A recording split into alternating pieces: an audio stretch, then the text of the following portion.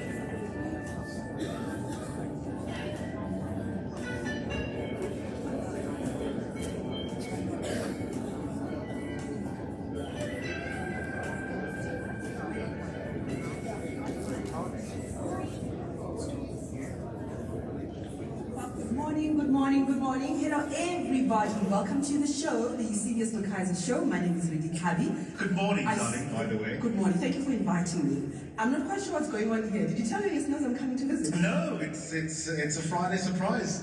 Things just happen. You know, I do spontaneity even at my age. But thank you for indulging us. France, good morning. Wow. Oh my God. Look at the studio. I'm freaking out. Listen, my two favorites in one place. What feel like? I want to be a fly on the wall. We're going to take a break. We want other people to call in. Anything under the sun goes. Before I go, obviously, you, Prince, and Musi Maimane think that South Africa should all be listening to the following song on a loop the whole day. Just for you, Prince and Musi.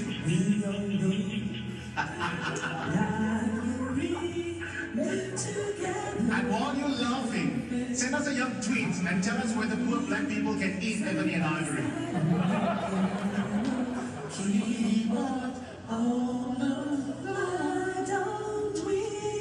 You can't just drag us there. Fix the nonsense first. Then Precisely. We all know that people are the same wherever you go. There is good and bad, But not black and white. 18 minutes after 9 o'clock, it is hashtag 702 Open Line. Tell us what you want to talk about. Myself, and my good friends, really cloudy. Well, good morning, everybody, and thank you so much for joining us in this gathering this morning. And we are, of course, here to celebrate the life of someone that we all loved and cared about. And I did say last night I'm going to do all my crying, but I just have to warn you that my tears are loose, so they could come at any time, and I beg your indulgence. But as I was saying, on behalf of UB's family, I would like to say thank you to everybody who has come to be with the family here this morning, and everybody who is joining online via the streaming platform as well. Highly appreciated. And I also just want to express my immense gratitude to the family for affording me this opportunity to actually direct proceedings here this morning. It's an absolute honor and a pleasure. So today, we're here to say goodbye to UB, but we're also here to honor his life. And I think it was so fitting that that clip had music in, because that was one of his great, great loves. And boy, could he be cheesy about it. Eusebius and I had this bright idea once. It was December and Boney M was in town. And he said, friend, let's go. And I'm so foolish. I was like, no, friend, this is not a good idea. I'm like, let's go. We bought the tickets and we trekked to Carnival City in Brakpan. And we got to Brakpan, and boy, was it Brakpan. And we got there, and there weren't too many people who looked like us, but hey, it wasn't going to stop us from singing along to Boney M, and we had the most fantastic time. And I must tell you, ever since, I heard the news of UB's passing, which is still somewhat surreal, Brown Girl in the Ring has been playing every day non-stop. So that is how cheesy UB could be. But I think what we're going to do today is share all of these memories, because we all have many with him. And as I look around the room, one of the things that strikes me is that there are people here that I've seen in pictures, because the one thing about UB, he loved his friends and he posted his friends. And I may not know some of you personally, but I know you because he spoke about his friends. And I'm truly honored to have the opportunity to maybe get to know some of you a little closer today, even under these circumstances. But we are going to listen to many of your recollections, your memories about our beloved Eusebius McKaiser. Now, I came across something that I thought I wanted to share. It says, no one person can sum up the life of another. Life is too precious to be passed over with mere words which ring hollow. Rather, it must remain as it is remembered by those who loved and watched and shared. For such memories are alive. They are unbounded by events of birth and death. And as living memories, we possess the greatest gift that one person can give to another. It is each of you, then, that the living memories of Eusebius' life are committed to. And it is your hearts and your minds that will endure the remembrance of his life. So there will, of course, be quite a few speakers coming up to share their love, their memories, their experiences of UB. But I thought maybe we could just start with a little moment of silence, just to remember him as each one of us would in our own little space.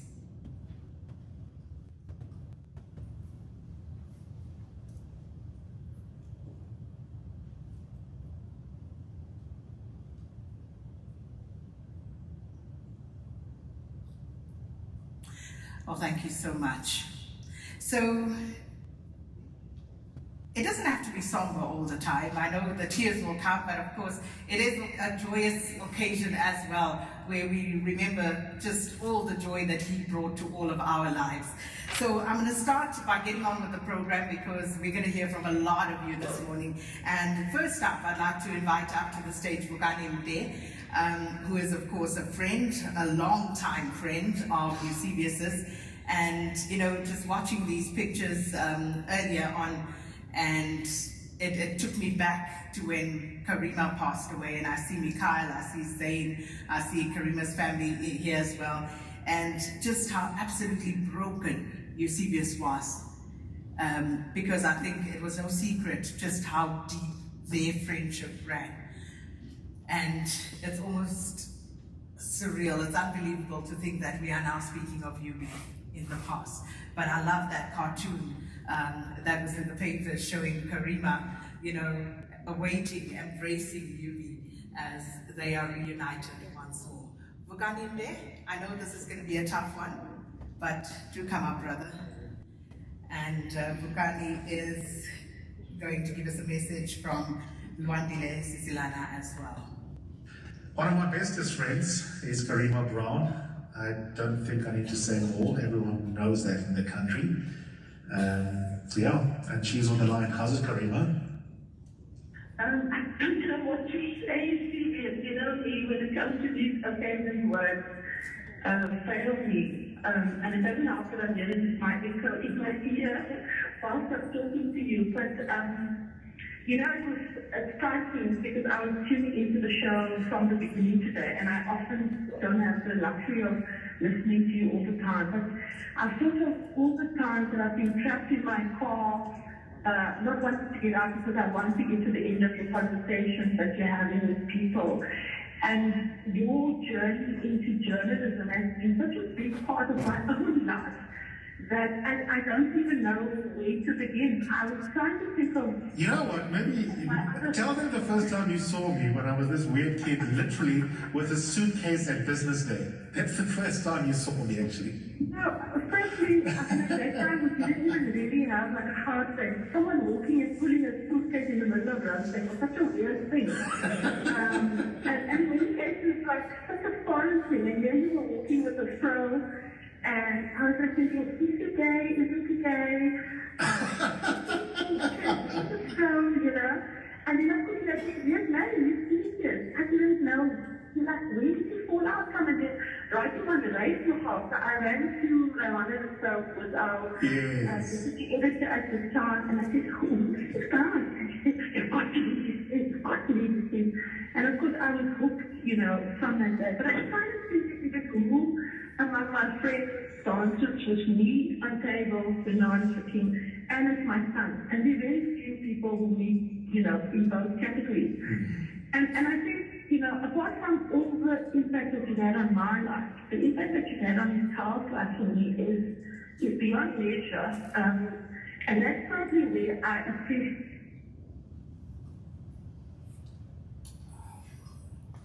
I don't know whose brilliant idea it was to start with that clip.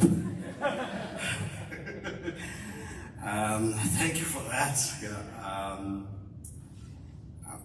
I'm sorry, Sakina, that I will be the first to inject an air of a somber air into the occasion, which is meant to be a celebration of life and a celebration for a particular life that is so worthy of celebration. And Nduduzo asked me to say a few words here today on behalf of something he calls the core group. I don't know what the hell that is. we will return to that. We'll return to that. It's an interesting concept. Initially, I really did not want to. I still don't, to be honest. I still don't want to speak. I still don't want to be up here. To begin with, a lot of people have penned a lot of articulate, beautiful, eloquent tributes to Eusebius. people who are a lot better suited to it than I am. In part, I don't feel that I have a lot to add to that. This is a room full of people who know Eusebius, all of whom loved him and were loved by him.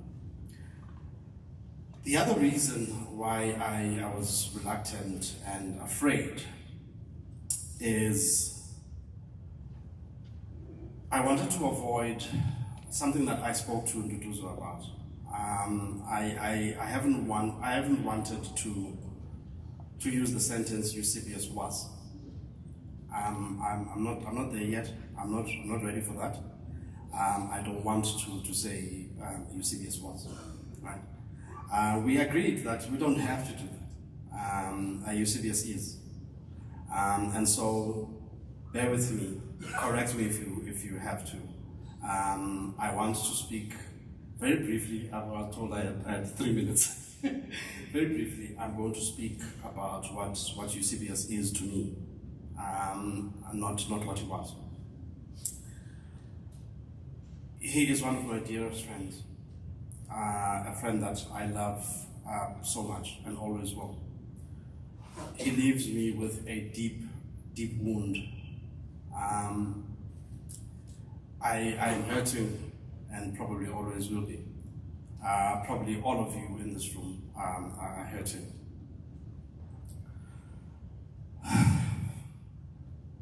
I don't have the time to go into everything and to say everything that I wanted to say. All I will say now is give you a brief history of a ridiculous and beautiful friendship. I met him in 2005, 2006. We were working at Business Day, Karima and myself, with Jacob Dlamini. He walked into the newsroom one day. He had an afro, he was chubby, he was straight out of Oxford. We didn't know him. Immediately, we kind of didn't like him. He was a bit cocky. He was a bit too clever for his own good. I was also always used to being the cleverest guy in the room. I'm like this guy. And we took Karima's office. Karima had an office. We all, newsrooms were all like shared spaces, but Karima had a closed-off office. They were in very short supply. So he was going to write a column for Peter Bruce, who thought that he should have an office, like a quiet place to think. So Karima's office was available and it was taken. We were very unhappy with that. And I kept it up. I kept up the dislike for weeks, possibly months. But Karima walked to him and she started hanging out with him. I was like, what the hell's wrong with you? Why are you hanging out with this guy? He's like, he's very clever, he's brilliant. I'm like, yeah, okay, we're all brilliant. But soon enough, the three of us were all friends, and the circle actually expanded. Not just him and Karima and I. We soon had Ibrahim Fakir, aka the Muslim. Luandi Sisilana, aka the Negro, Amy Musgrave, aka the token white chick, and we spent as much time with each other as we could. We even formed a drunkards intellectual club called the Rosebank Group. Because back in the day, I think Prince Mashele, who's like currently trending, was part of this with a few other thinkers. There was something called the Midland Group. Correct me if I'm wrong. I'm not sure if Prince was part of that or not. We ridiculed the entire idea. We thought it was incredibly pretentious. Like, what the hell is this? I mean, this is not medieval Italy. Why are we forming groups? But we were also very jealous of it because, and so we organized ourselves into the Rosebank group. We'd meet at what's that place called? Dopios. Later on, there was Hells in Melbourne. We'd always forget to do the intellectual work, though. We kind of get pissed, you know. So the Rosebank group never quite reached the heights of the Midrand group. Sakina was saying that Eusebius speaks about his friends. Eusebius also gossips about his friends. I don't know if you know that. I can tell you this. Quite a lot. We patched up a lot of our own differences over gossiping about other people.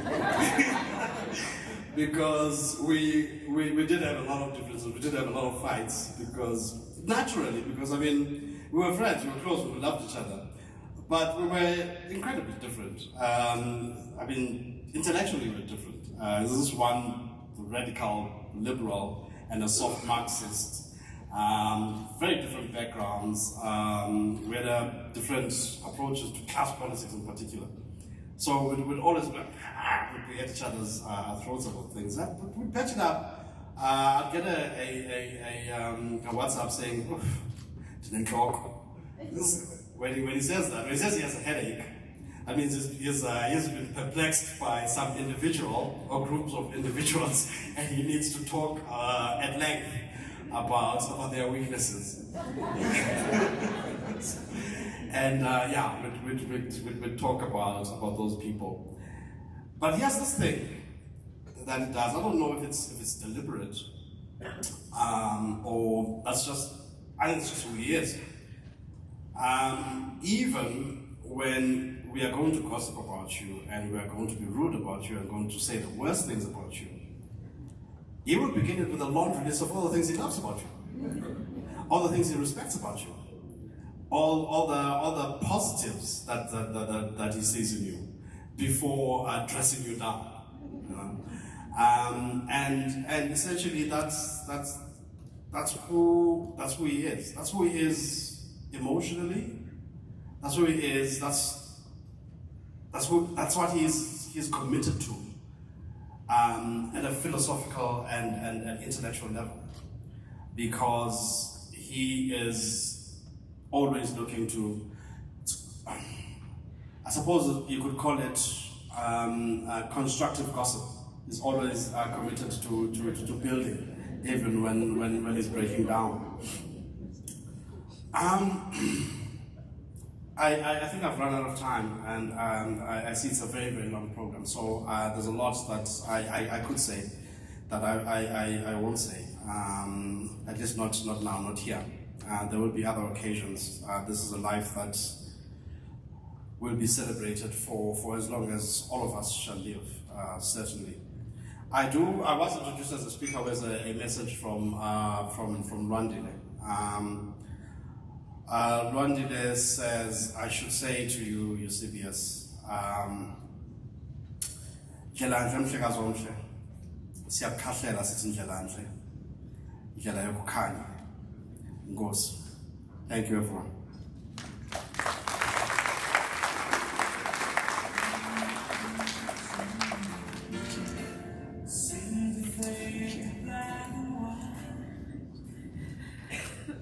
Thank you, Bugani. And, you know, they say you don't speak ill of the dead. So I was being nice. So I said, Eusebius speaks about his friends, so you put it out there. He gossiped about his friends as well. But I think we all knew that, and we all were part of that at some point or another. But thank you so much for that. And yeah, it just seeing you, listening to you, takes me somewhere. But thank you so much for having the courage to come up this morning.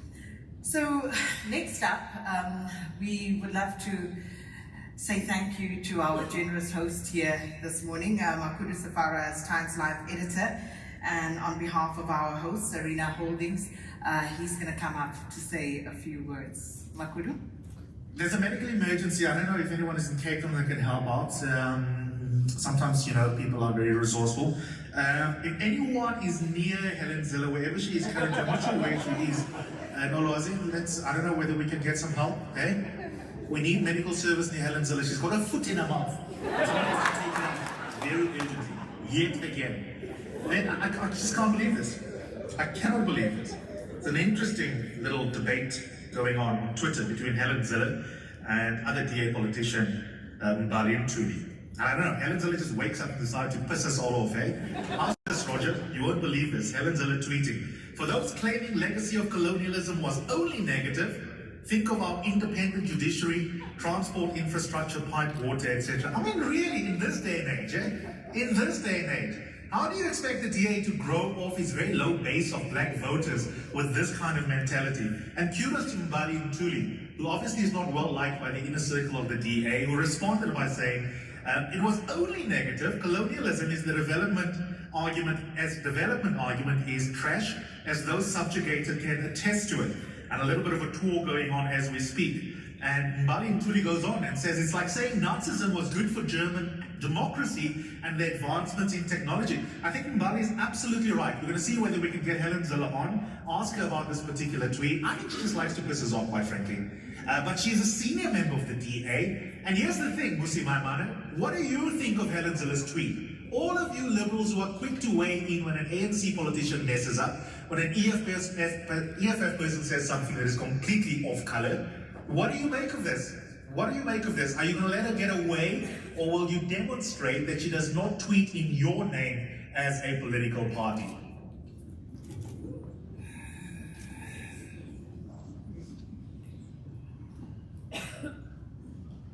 I wanted to say good morning, but I wasn't sure because suppose like the rest of us pummeled by a torrent of emotions about our friend, our colleague, our teacher, our philosopher king, and so,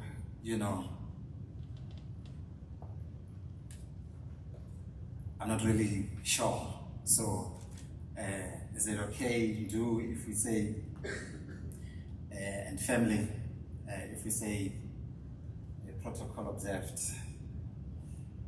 So, good morning, everyone, and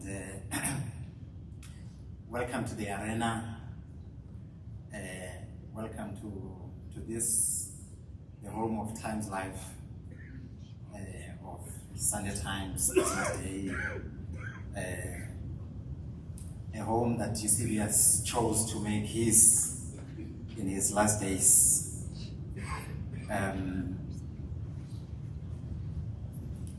So obviously, Eusebius has lived quite an eventful life. So all of us are impacted in many different ways. So I'll first start by talking about how we found out, but maybe before that, so as I was talking about the torrent of emotions, I'm just thinking, if he were somewhere in the next room listening, he'd just say, get over it, Wena. Just get on with the show. Yeah. So on the day, so as usual, we met at 10 o'clock in the morning to talk about the stories of the day. So this is what's happening, etc., etc. And part of what is put on the table is a podcast recorded by Eusebius the night prior. And so we talk about what it says, around midday, it gets published. Just after midday, I'm sitting in a SANEF meeting in my office. The CEO comes, I need to talk to you about something. It's a SANEF related thing, so I go to see him. But the call comes as I was sitting with him. Lerato, the PA, says, Eusebius. Like, what? The words can't come out of the mouth. It's Jackie. And she drops and says, no, Eusebius is late. And I'm sitting there, I'm thinking, no, but we just spoke about Eusebius, not only about what we published an hour or two ago. The audio team was also saying next week he's planning to talk to Tessa Dooms, and an invite has been sent, and also to Lindiwe Mazibuko about the state of the country, etc. And in terms of the schedule, that conversation was supposed to take place today. So no, but this can be, as I'm sitting there with the CEO, I take my phone and I dial. Drinks first time, the second time, then the third time I realize, no, I'm just in shock. I'm caught in disbelief. I drop and then I phone Jackie. Jackie, she answers after 3 rings, but I don't see that she answered. I just thought there's a lot going on. So, but 40 seconds in, I realize she's on the line. Jackie, hi. And I'm thinking, do I say, how are you? Is that the question? No, it's not. Is it true? And she cries. And at that point, I just tried to get details. Okay, so what happened? She gives me 2 paragraphs, and I'm thinking, let me drop. I stepped out of the CEO's office, and whatever we were supposed to meet about, he'll see to finish. This is what's happening now. So the hair. So I walk downstairs. Fini, I need somebody who can write this. What would Eusebius have wanted us to do at this point in time? The thing that came to mind was, be first with the news. Okay, you'll process the emotions afterwards. So okay, let's put out the communication. Fini, let's write this. Sam, our national news editor, put together the background in a matter of minutes. The thing is put together. Pumza, let's get the tweet ready. What's happening? And people are beginning to talk, and then we put it out. It's the tweet out, it's the story out. Okay. So at that point, I say, whatever is happening with Eusebius, he's most probably satisfied with this bit. This is the professional bit. So let me retreat to my office. The walk from the news desk to my office just seemed like quite a lot. A long walk of sorts. Couldn't close the door properly, I just pushed it. And I think the people in the newsroom could see, and they'd already started hearing. And as I got in there, the tears just, and then the editor of the Sunday Times, Tembiso, walks in, and then he realizes, no, this is not the time to talk. Okay, I'll see you, I'll talk to you later. Then he leaves. Ule, the MD of our company, who's really our host today, at that time he's in Durban. He's about to go on stage to address some CEOs about the things that MDs do. And, he gets the news, he calls, but we can't talk, And, yeah. So I suppose I'm telling you all of this to say that, as I sat in there and, trying to process, trying to get myself to accept, this is where we are. The people that Eusebius worked with were also going through the same thing. And this is what Due has asked me to talk about. The impact of Eusebius' departure on a daily basis in terms of his intellectual output. We called him an intellectual machine because You know, if you know his work rate, when he's onto something, he doesn't stop. So, which is why it was important for us that even as we were battling to process and to accept, it was important to put out whatever needed to be put out, and then to pause and to say, what the hell is going on here? You know, so, and then I'm like, you know, I'm the Times Live editor. I need to pause. I need to get over this and look at the team. There's a young audio producer who liaised with him on a daily basis. His name is Bulelani. Where's Bulelani? I open the door. I look for him. He's not in the office. I phone him. He's already at home. He says, no, I heard and I just couldn't, so I decided to come home. Okay. So then we talk about, you know, the things that we needed to talk about to help him deal with the situation. But of course, I mean, many other employees are similarly affected. If you, you know, think about Jika, Tandikolo Jika. I hope my clicks are clicking. If you think about Jika and Sadelo, if there's a report, you know, say state capture or whatever, and Eusebius wanted to do a podcast and he wanted to move really fast, you know, Jika was saying to me, he'd phone and say, look, I've read this part and, you know, so what are you saying? What do you know?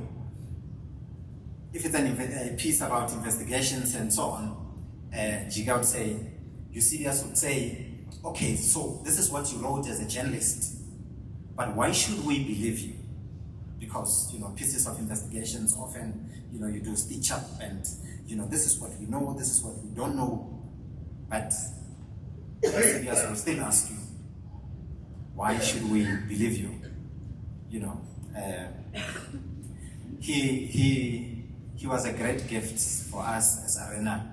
So we thank you, Daddy and Mami, to the greater Eusebius family. You know, we went to see the family yesterday, and his dad was saying Eusebius would go to school, Graham College, come back with a huge bag, and you think, oh, this boy has new clothes. What's going on? Then when he opens the bag, it's books and more books.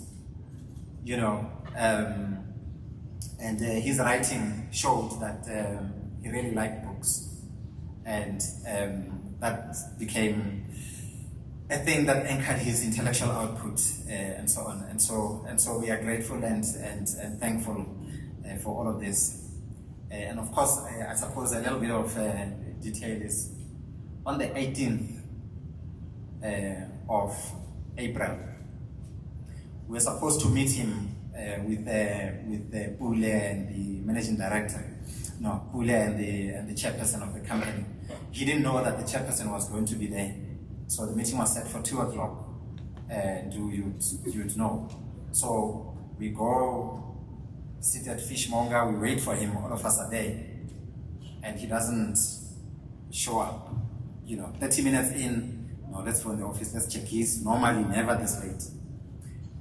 Lo and behold, we discover on that day,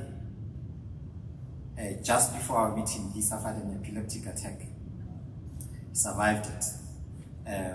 You know, so I sent him a message, hey, get well, this and that, you know, so I phoned him the following day. Are you okay? He's like, Chuck, this is what I'm working on. I'm like, no, dude, I want to talk about your health. He says, no, I'm fine. You know, that was then, but there's so much going on in the country. You know, he's on to the next subject. An amazing guy. And, you know, to go back to the books, yeah. So, one of the pieces he wrote, you know, you get this email from him from time to time, sometimes at 1 a.m., etc. And the first line went something like, my grandmother was such a hypocrite. Then you're like, dude, what are you saying? And then he explains that, Granny would say to him, you need to stop reading so many books, you are so young, this thing will make you go mad. Like, just reduce, But at the same time, when there's the Granny's friends who are visiting, she'd say, boy, come over here. How many pages was the last book you read? And he would go and fetch it. This one, it's 700 pages. Oh wow, And then at that moment, she'd be very, very happy, that he's doing what we try to encourage our kids who are really into TikTok now to start reading.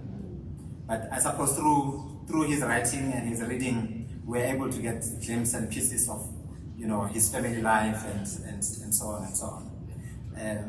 And as an editor working with him, it was quite a thing. He obsessed about detail.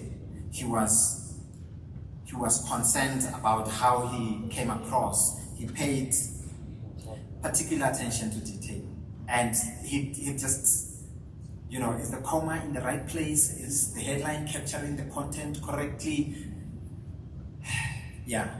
And when it's Good Friday, as it was last year, he then just drop a bomb and say, Mr. Editor, I've dropped you a wonderful piece. And when you check the subject line, it says, does God exist? And then, meanwhile, Sakina, I'm sitting there, I'm an usher at church. I'm that guy who says, good morning, welcome to church, enjoy the service. And Eusebius is asking me, of all the editors in the country, publish a piece that says, or that asks, does God exist? But, and the interesting thing is, in my other role in SANEF, I'm the chairperson of the Media Freedom Committee. My job is to encourage people to have debates and, to not limit each other. So I sit there, I look at this piece and I'm conflicted. I'm like, I want us to publish it, but I don't want us to publish it. So, eventually we publish it.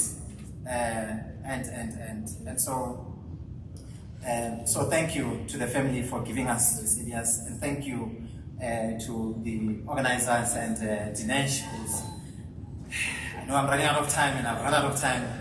Dinesh and the team who have said, instead of bringing flowers, please bring books, donate books that the family will donate to a charity of the family's choosing. I think that's really life-giving, even if we say that here right now. I think it's the best thing. Yeah. So thank you. Maybe just one last thing. So Eusebius is one of those very talented, and obviously he's not an analyst who will come free. So he negotiates, gets the best deal. Then we use him, and then he writes a masterpiece. You look at it and you're like, Jews, this is really good for our subscribers. And he says, Mr. Editor, I've dropped you a thing. Let me give you a call. Yeah, what's up? Can we make that piece free? Say, can we not pay you at the end of the month? No, but then it becomes a negotiating thing, so how much of what he writes that, must be free, and, and he wanted as many people as it is possible to get access to his content, and at the same time we wanted many people to look at his content and say, we want to subscribe so that we can get access to this content, and then he'd say, there's a thing called tick strategy. Only serious think of a tick strategy, So, let's get them used to the quality, and once they get used to the quality, then we put it behind. Yeah. So he really was an intellectual rock star. as an editor, I look at what we're doing today, and I think he was our plan. And as the MD had already said, there's so many things we wanted to do with him that we're not going to be able to do. And there isn't anyone in the country or anyway that we're going to find to replace Eusebius. He's not replaceable. He's just, you can find bits and pieces elsewhere in many different people, but you're not going to find what he brought to the table as an individual. And for that, we are grateful to the family. We are grateful to the to his partner, to the friends, and everyone for the time that we had him contributing to our platforms and him enriching our country. He was a true patriot, not the ANC and DA defined patriots, but a true patriot because he wanted what was good for the country. His last tweet talks to that. Thank you.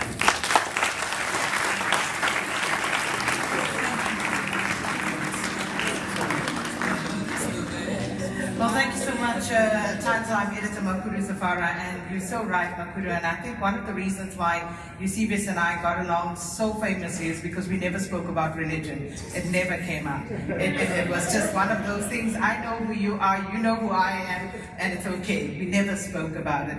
But also with regard to attention to detail, you know, I would invite Eusebius to come on to Morning Live for a 10-minute discussion on something, and we would speak for 2 hours in preparation for that 10-minute interview. And that's just who he was. And Makuru is absolutely right. He really was very concerned about how he came across, and that is something that I think a lot of us can learn from, in terms of taking yourself seriously, because why should other people take you seriously if you don't take yourself seriously? But we have to move along. Makuru, thank you so much. And the only reason I didn't stop you is because you are the host here this morning. I just want to say to all the other speakers coming up, when you see me approach the white line, that means your time is up. So, without much further ado, let's invite Karen Warren up on the stage. Of course, Karen leads no introduction, longtime friend, and a journalism colleague of UB's. So Karen, please come up. So yesterday, being the nice guy that I am, I asked my team, who wants tea? Proper tea, not the coffee that hopefully one day the new CEO will improve on at Prime Media, but store-bought coffee. But I thought people would just say like, I don't know, oh yeah, cool, I'd love some coffee. There was one person, I shall not name them, in case they're no longer cool amongst their friends. He or she was like, yes, I want chai tea. Chai tea. Okay? Chai tea. And I chuckled because it reminded me of something that I recently discovered in my fridge at home. I was so shocked, I thought maybe my roommate had made a mistake when they went grocery shopping. And what I found in my fridge at home was milk. The milk bit is not the problem, but on the milk was written lactose-free. I was like, hey, since when are we lactose-free in this house? And when I inquired from my roommate, I was told that apparently the human anatomy was not designed for lactose. I'm sorry I'm sitting on a chair, but I have an inner ear infection and it's very problematically feeling like I might fall over and start crying. And then the drunk memes on Twitter would just keep flowing, and I don't think any of us are here. Eusebius would have found that very amusing, but and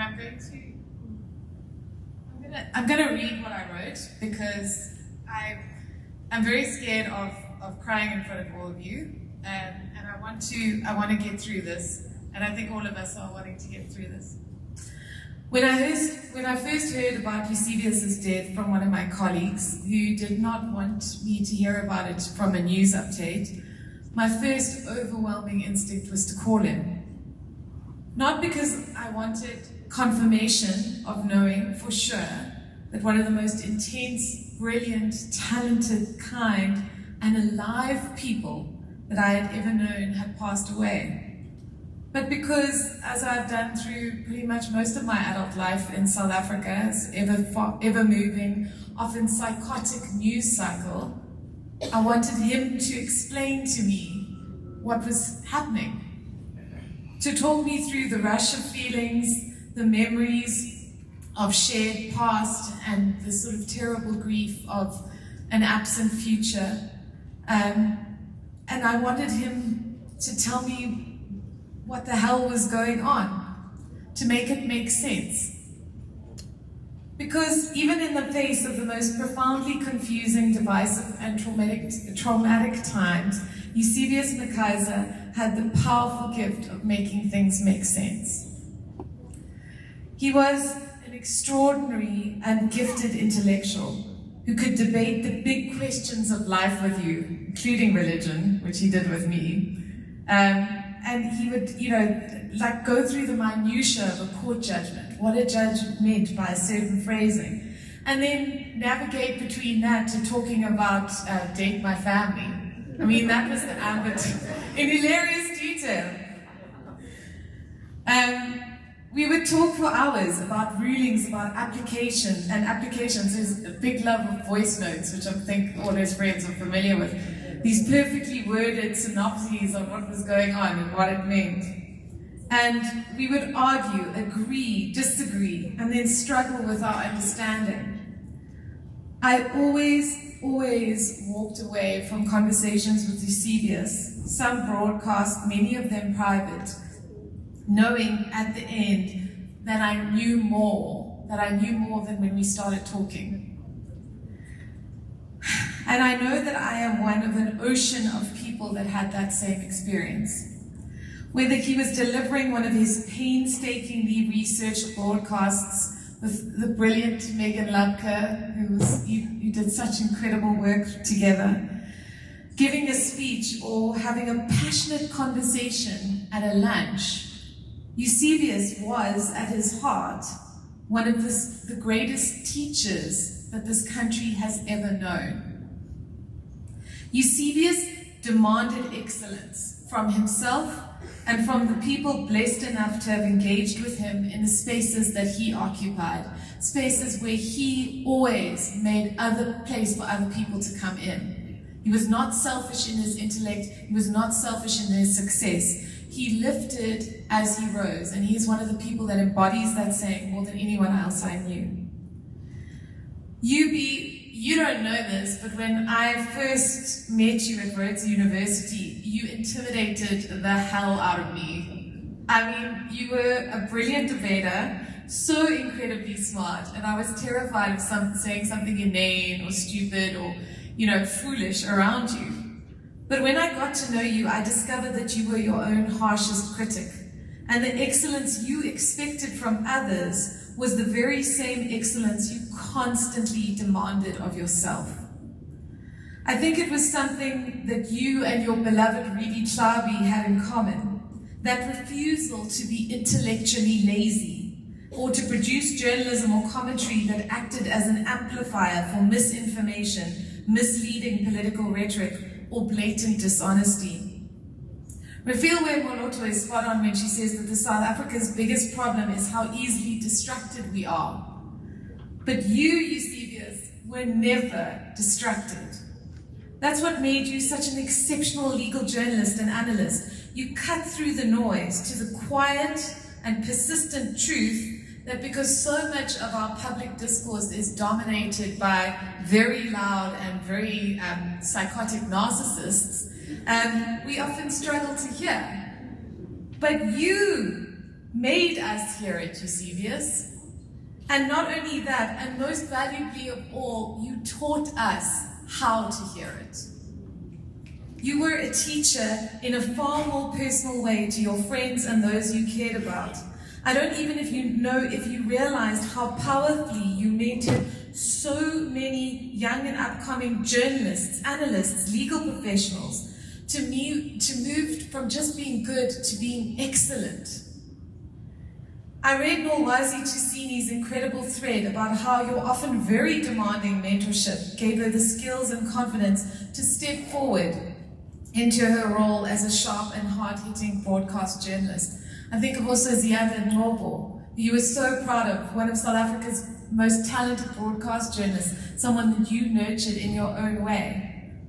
And I know you were proud of them and so many others because you told the world that you were, with detailed, beautifully worded social media posts that were a hallmark of how you not only empowered this country's young talent to step forward, but you also shone a light on them so that everyone would know who they were. And I thank you for that.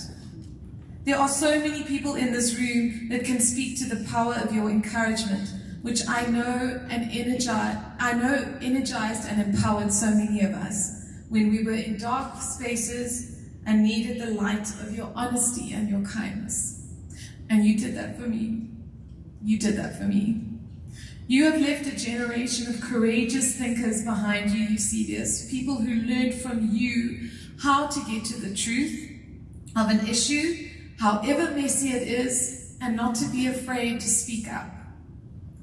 And just like you did, calling out corruption and incompetence as readily as you refused to let people get away with nice racism. I know that all the fights you chose to fight were born out of real love. Love for this country, love for its people, and love for a future that I know you wanted for all of us. You were never, ever apathetic about injustice, Eusebius. You refused to be. And I hope and pray, though I know you're going to roll your eyes at that word, that we all keep fighting for the hope that you carried inside for all of us. I wanted you to know that I will miss how you comforted me, how you made me cry with laughter, your book and film reviews, the love of food you shared with your soul sister Karima, your ability to assess everyone that you cared about with both deep love but much needed honesty. I hate that I won't see you grow old with Nduduzo and write more brilliant books and analysis and discover more beautiful Johannesburg streets that you post about and walk and post hilarious, compassionate, enraged things on the social media platforms that you use to document your extraordinary life. I am so grateful for those posts now. I read them, I watch your videos, I listen to your voice notes, and I cry because this is the archaeology of a life that even though it has been bearing so much fruit and it will bear fruit for generations, ended far sooner than it ever should have. But Eusebius, it was an extraordinary life. So I want to ask everyone who feels the same way as I do, in my shaky, sort of problematic airspace, to just stand up and to give a standing ovation to Eusebius McKaiser for the way he lived his life.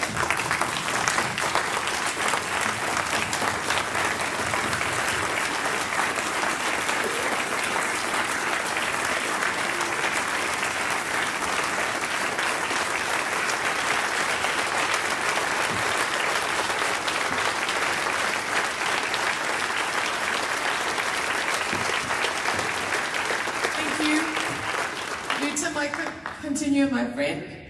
I will never stop missing you. Thank you so much, Karen.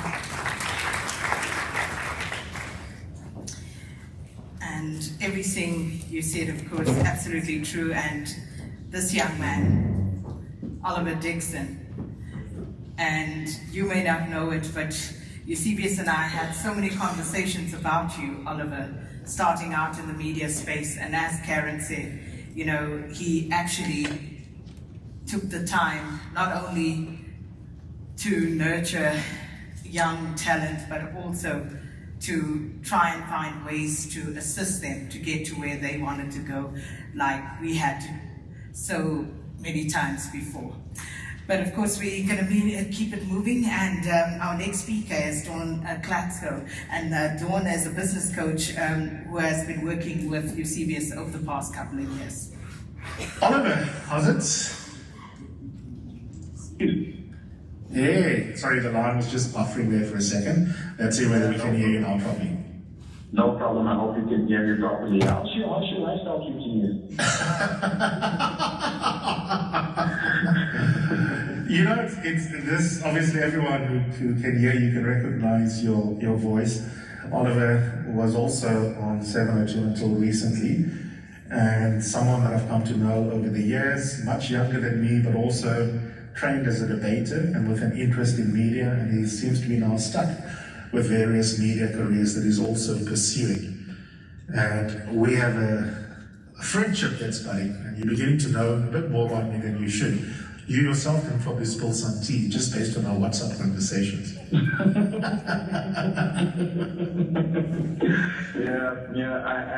I often think about that and think about whoever writes the autobiography about you one day, what I would tell them and what I wouldn't, if they were to say about it.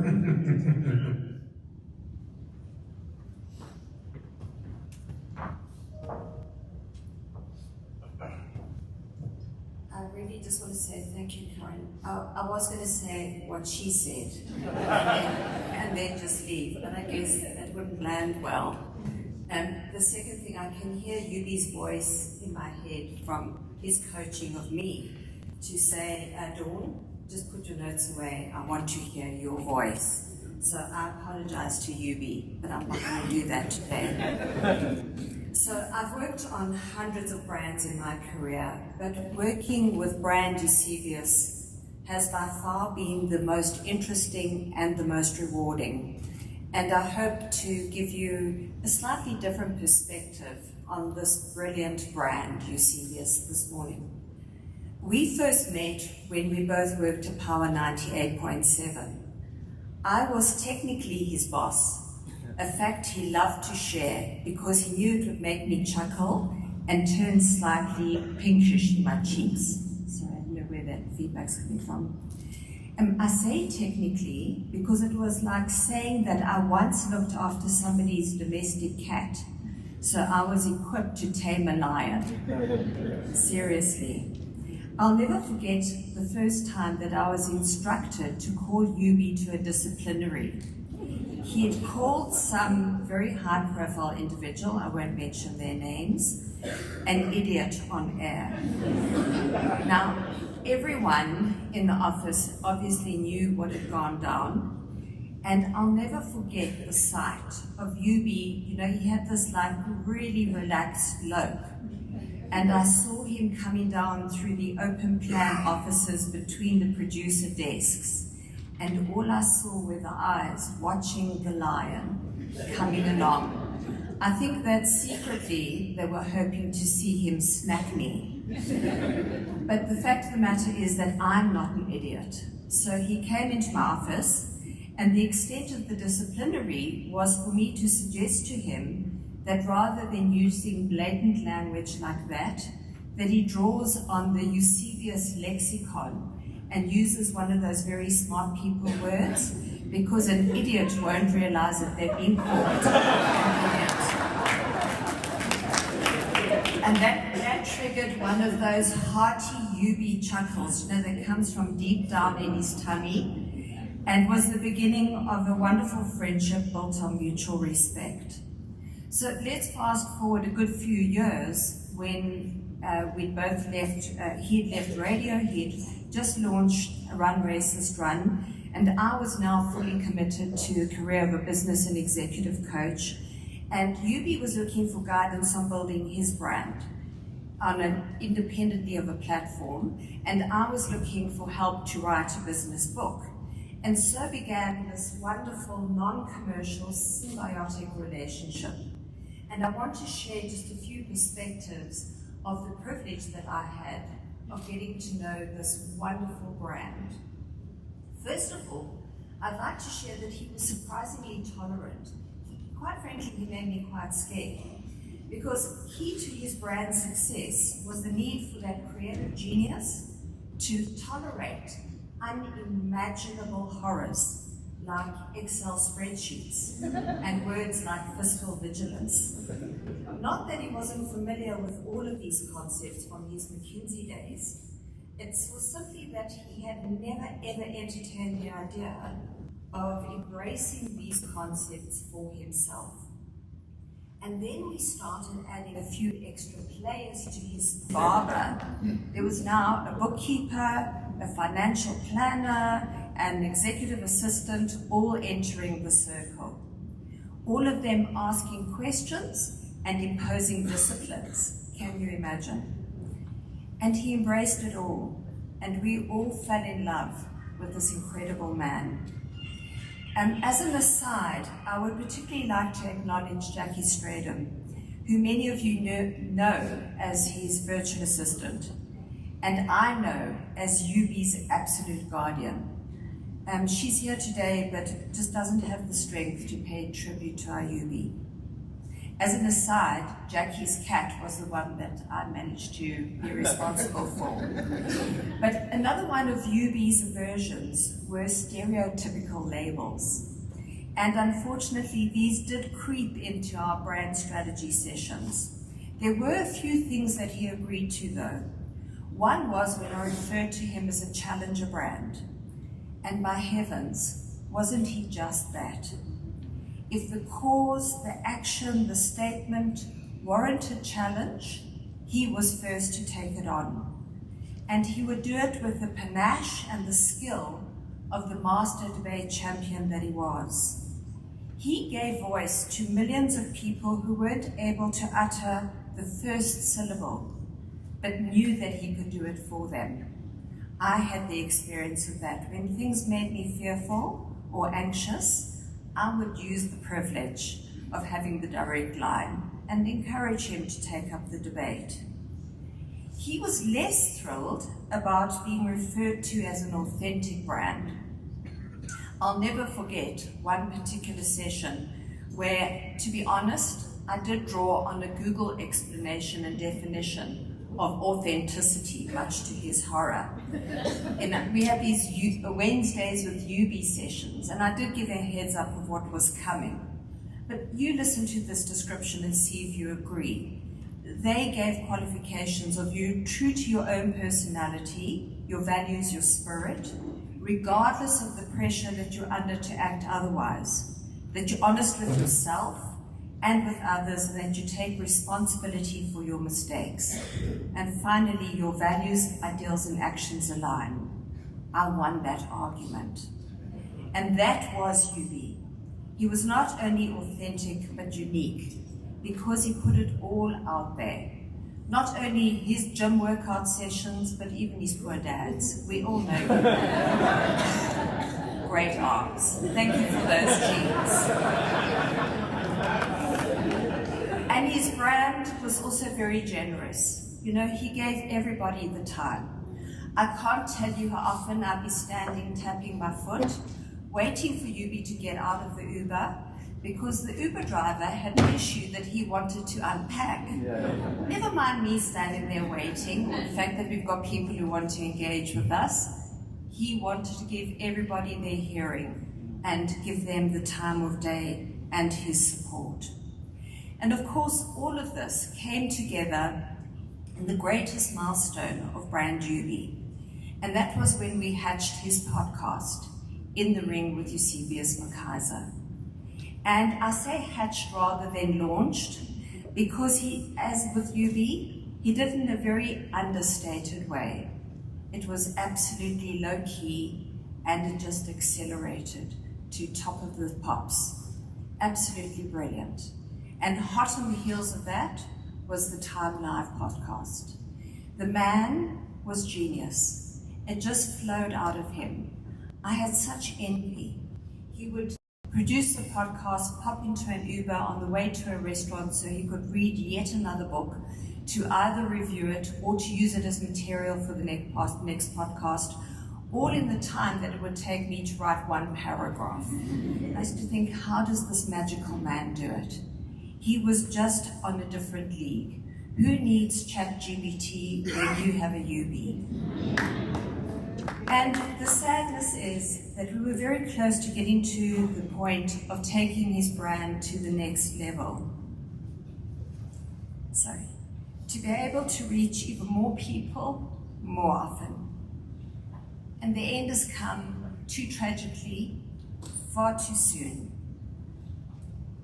A great brand has been taken off the shelf, and it's left a deafening silence.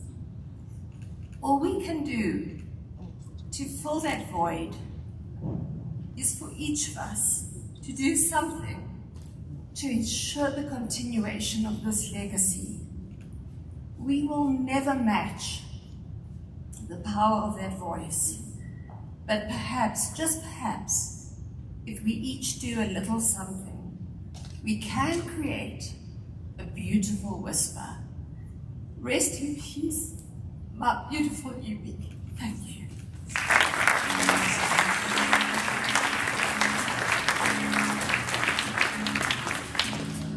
Well, thank you so much, Dawn, and absolutely spot on. He was a genius, and that was undoubted. Eusebius obviously also imbued with a multitude of very honorable attributes. And, you know, he was deeply altruistic, he was compassionate, he was caring. And those things reflect in some of the issues that he took up, the causes that he aligned himself with, and we'll hear some of that. Some of the tributes that were written, and you know, thank you to the friends who wrote. Ibrahim Fakir wrote about how Eusebius was culturally colored and politically black. And that was so true, and I think that's also where Eusebius and I, you know, there was a special bond there. And I remember when Nathaniel Julius was shot and killed in El Dorado Park, I instinctively knew the person I needed to take with me for that broadcast was Eusebius. And suddenly, Eusebius and I became these colored heroes. And it was totally by accident. But you'll be amazed at how many people actually reached out to both of us, and we spoke about that later. And it was because he was not scared to identify as colored. And, you know, that is something that we bonded over. There were things that we could call each other about that I knew only Yubi will understand that. You know, like he knew, like, only Sakina will get that. But, you know, he cared about so many causes, and we are going to speak at least about one of those, because he was just such a well-rounded person. And he didn't make noise about some of the altruistic things that he was involved in. Did it silently, as it's supposed to be. So I'm going to call up now Zakira Mohammed, and she's the founding member and chairperson of the Mina Foundation. And this is one of the causes that Eusebius was so passionate about, period poverty. And you know, the work that was done around that. So Zakira, there you are. I'll stand with you. Zakira, I mean, I have to say to you that when Sadiqa says something like, actually the majority of people's sensibilities are affronted when it comes to that very assertive gay agenda that we do see in Western countries, and it is that which is un-African. Fair point. Not at all, Zainab. I mean, when I listen to David and also Sadiqa, what I hear is basically a tissue of irrational argument and hatred. And where does one even start? Let's start with David's point of view. This idea that African values is all about procreation and we're all a bunch of sex machines is not true. Absolute nonsense. Okay? What does David have to say to a straight couple who's sterile, that they should feel less African because they can't give birth to kids? What about a gay couple that have decided, actually, I want to have a kid, but I want to continue living in the same-sex relationship the day after I've spawned one? Will you be more comfortable with that person? It's just a badly thought-through point of view. And the same with Sadiqa's. I mean, this idea of the 2 points that she's mentioned, firstly, that I get offended. Well, I get offended by homophobes. Does that mean that he must go into the closet, as it were? No.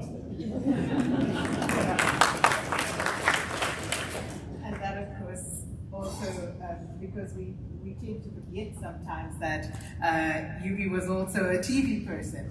And it's not just the radio, you know, he really did love broadcast in all its facets. Zakira? I think it's good afternoon. To all the family members, Miss Jackie, fellow friends, colleagues, and all who knew Eusebius. I stand here in disbelief. I am going to actually read my speech because I don't want to leave anything out. I stand here in disbelief and shock just like all of you, and never in a million years could I have imagined standing here paying tribute to Eusebius. There's so much I want to say. There's so much I can say, but there isn't enough time. This is so hard, and I'm going to do my best to honor Eusebius. I'm going to give you my experience, who I knew Eusebius to be. So it wasn't the side that everybody knew on radio. So our love story began in May 2017 when I was invited to speak at the first African Shared Values Summit at the Sandton Convention Center, where Eusebius was the MC. My first encounter with him was in the speaker room, where he, being the consummate professional, wanted to know how to pronounce my name correctly. The only thing going through my mind at the time was, I never want to be in the hot seat with this guy. Needless to say, I've been in the hot seat many times after that. He always put me at ease and made me comfortable. After my first interview with him, Yubi was eager to join Team Mina. He was so inspired and wanted to make an impact. Of course, I had heard that many times before from many others, but the difference with Yubi was that he prioritized Mina. And before you knew it, he was welcomed to our board sometime in 2018. For those of you who don't know, Mina is a menstrual cup on a mission to end period poverty. Her circumstances do not define who she is. She's smart and confident, she wants to stay in school, and she's probably South African. The Yubi I knew was kind and compassionate and so polite. I know that doesn't sound familiar. He was so sensitive and so gentle, and he really was. And he was really eager to make a difference. He used his platform to highlight all social ills in our society, as you all know. Our country needed him. Our country felt safer with him. The thing that stood out for me was that Eusebius was intentional in everything he did when it came to social justice. He was also so very funny. I'm sorry, Ndu. He really was. And he was so witty. He always had me in stitches. I often teased him about doing comedy in his spare time. He was flirty and mischievous, and he had the most stunning smile. He really was a committed and active board member, the only non-menstruator with the loudest voice. He always entertained my ideas, even if they were a little far-fetched. He just made it happen. One of those moments was when we hosted the menstrual conversation with men and boys live in studio. We invited 50 people and 100 attended. We had boys from St. John's and girls from Kingsmead College and a lot of men in the room, and where we discussed how periods are everyone's responsibility. He hosted many other interviews with beneficiaries sharing their stories on air over the years.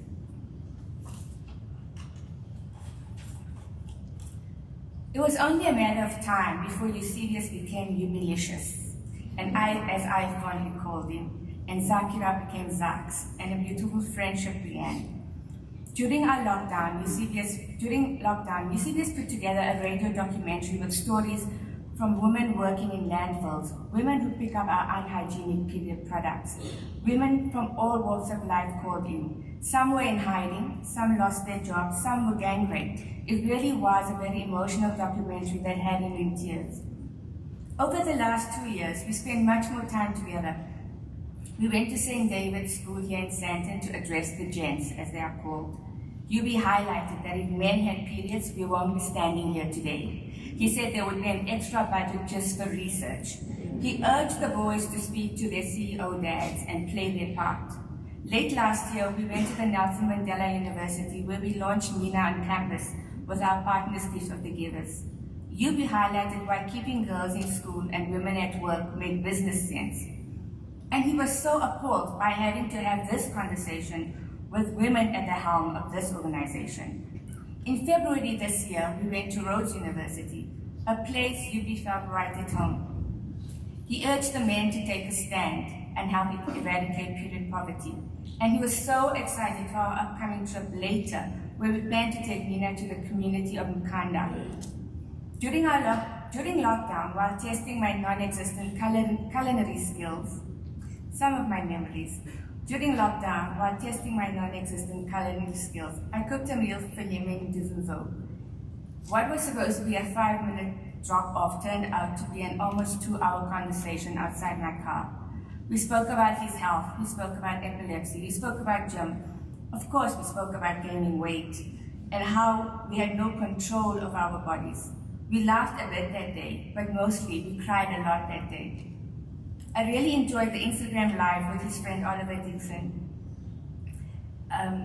where I sent them both a pack of period pamper products to unpack during the live. Yubi was so cool and calm opening period products and guessing how to use it. As for Oliver, he was only interested in the snacks which he devoured long before the live. Yubi, I will miss our deep conversations, our laughs, our tears, hearing about your plans for the year, how you had to get your books out on time because you had a deadline, and how you were planning that much-needed trip that COVID delayed.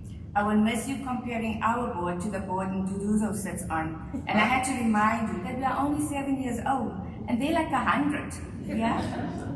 I will miss our annual year-end lunches, your big infectious smile, and your jokes that Nduduzo didn't get, and how we planned the future of Nina. I will miss our so-called debates that I thought were mere discussions. I will miss how you push my buttons to help me open up my mind. I will miss listening to family stories about your dad and sisters and your brilliant niece who's a lawyer, and how you always make time for family. I will miss complaining about Miss Jackie sometimes making it so hard for me to reach you, and how you laughed and said, yes, she's brilliant, but you have my numbers, Alex. I will miss it that you could never say no to me and always went out of your way to make Mina rise. I will miss observing your encounters with strangers or the waiter at the restaurant. It's like you were always mentoring us without us knowing. You always left us with something to think about, and we were constantly learning around you. I will miss your perceptiveness on how you picked up on things that most people didn't notice. I will miss how you were always taking pictures of me when you were sitting on stage and sending them to me to distract me and make me giggle. I shall miss calling you 1 month in advance for your birthday every single year. I shall miss you telling me you love me and listening to your voice notes. Zax, what time are you picking me up? Zax, who's coming with us? Zax, who's driving? You really weren't also. I shall miss our road trips where Shlubi and I picked your brain purposefully, save some topics just to hear your opinion. And we will always stop at Nanaga Farm Store from now on, whenever we go to Makanda and eat rooster cooks in your honor. I shall miss our little spinner sessions, the glue that keeps friendships together. You always made me bigger than I am. You knew very well how I shied away from the spotlight and always made me stand up unapologetically in front of an audience at our events. Even at this moment, you have put me in the spotlight again and probably having a good giggle from above. Yubi, I loved how you always made me feel like my opinion mattered and how you listened intently. And as per my last WhatsApp message to you, happy birthday, beautiful man. I don't have any words to describe the amazing human that you are. Eternally grateful. You have left a scar in our hearts, and I want to remind you that when we met, we had 10,000 beneficiaries, and since you left us, we are on 100,000 beneficiaries.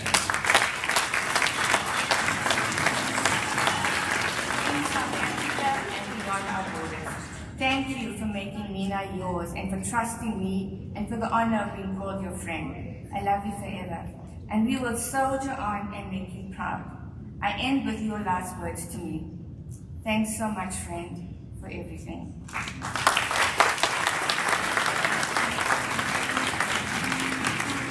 Thank you, Sakura and Nadine. end you actually did not need me, so you did well. And, you know, speaking of Yubi being an old soul, I've always meant to ask the family, so Dad, are you sure Yubi's date of birth was correct? Because I could never understand how he knew the things that I could remember growing up as a child, and I was a good 5 years older than he was, so I always wondered about that. Is it correct date? Okay, so I'll take that for now. But we are going to move along, and you know, one of Eusebius's passions, of course, was debating, and he never shied away from that. He always made sure that he plowed back to society, went to schools, was always looking for the next opportunity of how he could encourage others and groom the next lot of great debaters in our country. But coming up now is Nick Ferreira, who was Yubi's debating and philosophical sparring partner. And this, of course, they got together at Rhodes in Grahamstown, so please come up, and Nick, the stage is yours for the next 5 minutes. Okay, 5. We normally get 7 minutes in debating.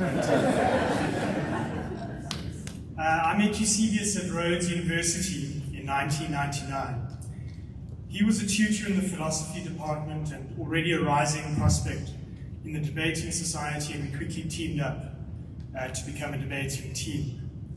He loved to build cases, carefully laying out arguments in support of normative and policy decisions. I like to rip them down. So we made a good team, and we won a few competitions. Most joyfully, the UCT National Championships in 2001.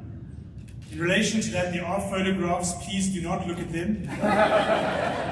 But if you do, remember that that is just how fashionable intellectuals dressed in the 20th century.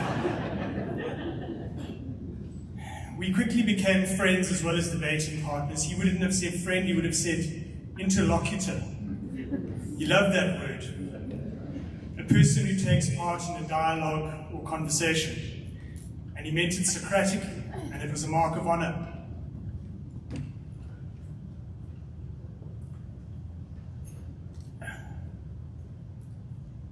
Philosophy, of course, was his first love. He was unusual in the extent to which his philosophical commitments drove his personality. So to give you 3 examples, he was number 1, an analytic philosopher. That means he revered logic, clarity of thought, and was deeply committed to truth-seeking and rejected obfuscation and bullshit. So he would never refer to someone like Derrida without putting the word philosopher straight in scare quotes. He rejected moral relativism, which means he believed that there was an objective right or wrong answer to ethical questions. And he thought that our beliefs, the propositions that we affirm, were in an important sense constitutive of our ethical characters. So to have certain beliefs like racism or homophobia is not just to be epistemically incorrect, it's to be morally deformed. Now, your average nerd might just defend those kinds of views in academic papers, but Yubi was not your average nerd. He lived those beliefs. And as a result, it can be quite hard to be his friend, because a man who believes in the objective correctness of his ethical views and based on the rigor of the analytic approach and thinks that forms part of his character and your character is not going to be easy to get along with. We talked to one another about applying for Rhodes scholarships to Oxford, and we worried that our applications might feel too similar, and the selectors would think we can't have 2 debaters from the same little philosophy department at the same time. But I guess it was a weak year. They chose us, and off we went. And we found ourselves there in some very unusual situations, like meeting the Queen and Nelson Mandela at Buckingham Palace. And we looked at each other across that room, one boy from Mary Waters in Grahamstown and one from Robert Carruthers in Witbank. And we just knew we were both thinking, what are we doing? Of course, he took to it like a duck to water, bantering with Prince Philip. I drank too much, dropped a cucumber sandwich, started crying when Madiba shook my hand. He kept up his competitive debating, becoming a beloved fixture at the Oxford Union, skewering heads of state, celebrities, and English public school boys indiscriminately. My wife Lucy said I must be sure to pronounce skewering properly in that sentence.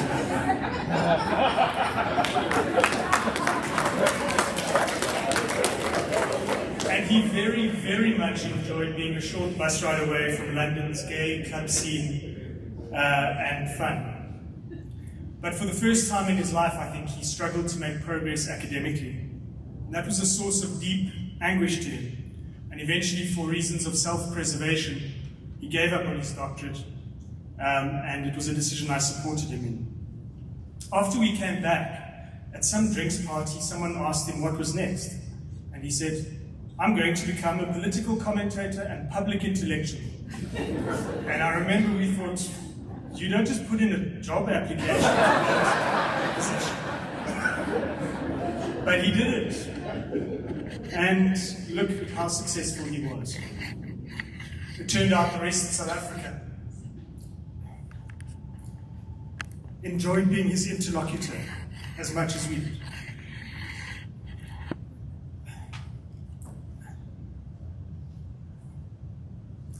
The tragedy of the seizure is that Eusebius was just coming into his prime.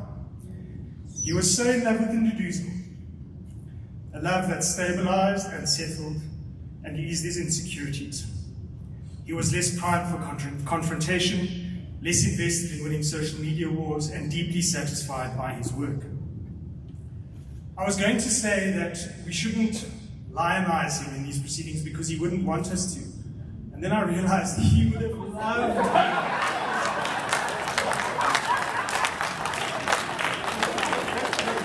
This event would have been right up your music. But we should recognize he was a complicated human being. He had his flaws. And let's speak frankly, since we all love him, he could be a complete prick. He had the ability to take a disagreement and turn it into a deeply unpleasant personal fight. And there were times when he really hurt people, I think sometimes unforgivably. But how could it be otherwise, when the world had done all the things it had done to him, when he had to wear so much armor, when he felt so acutely alone so much of the time? He was also unfathomably loyal, generous, and understanding of human pain and personal weakness. And he sought out young black students struggling to fit into white institutions and gave them time, advice, and mentorship. And as a young high school debater wrote to me this week, he normalized black success for a whole generation.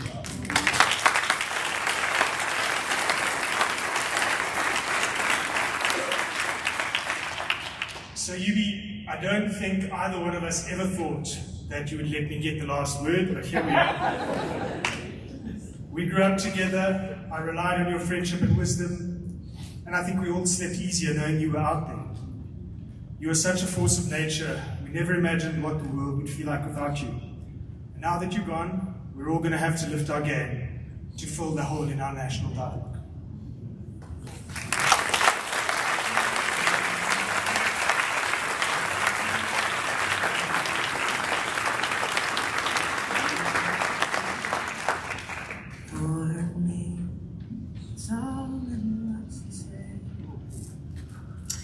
So I'm going to introduce the next two speakers now, and so Wady Abrams, the Deputy Director of the Apartheid Museum. Wady, if you could just come forward whilst Dumiso Luthuli comes up to the podium. And Dumiso Luthuli is from the Rhodes Foundation and also a close friend of Yubi's.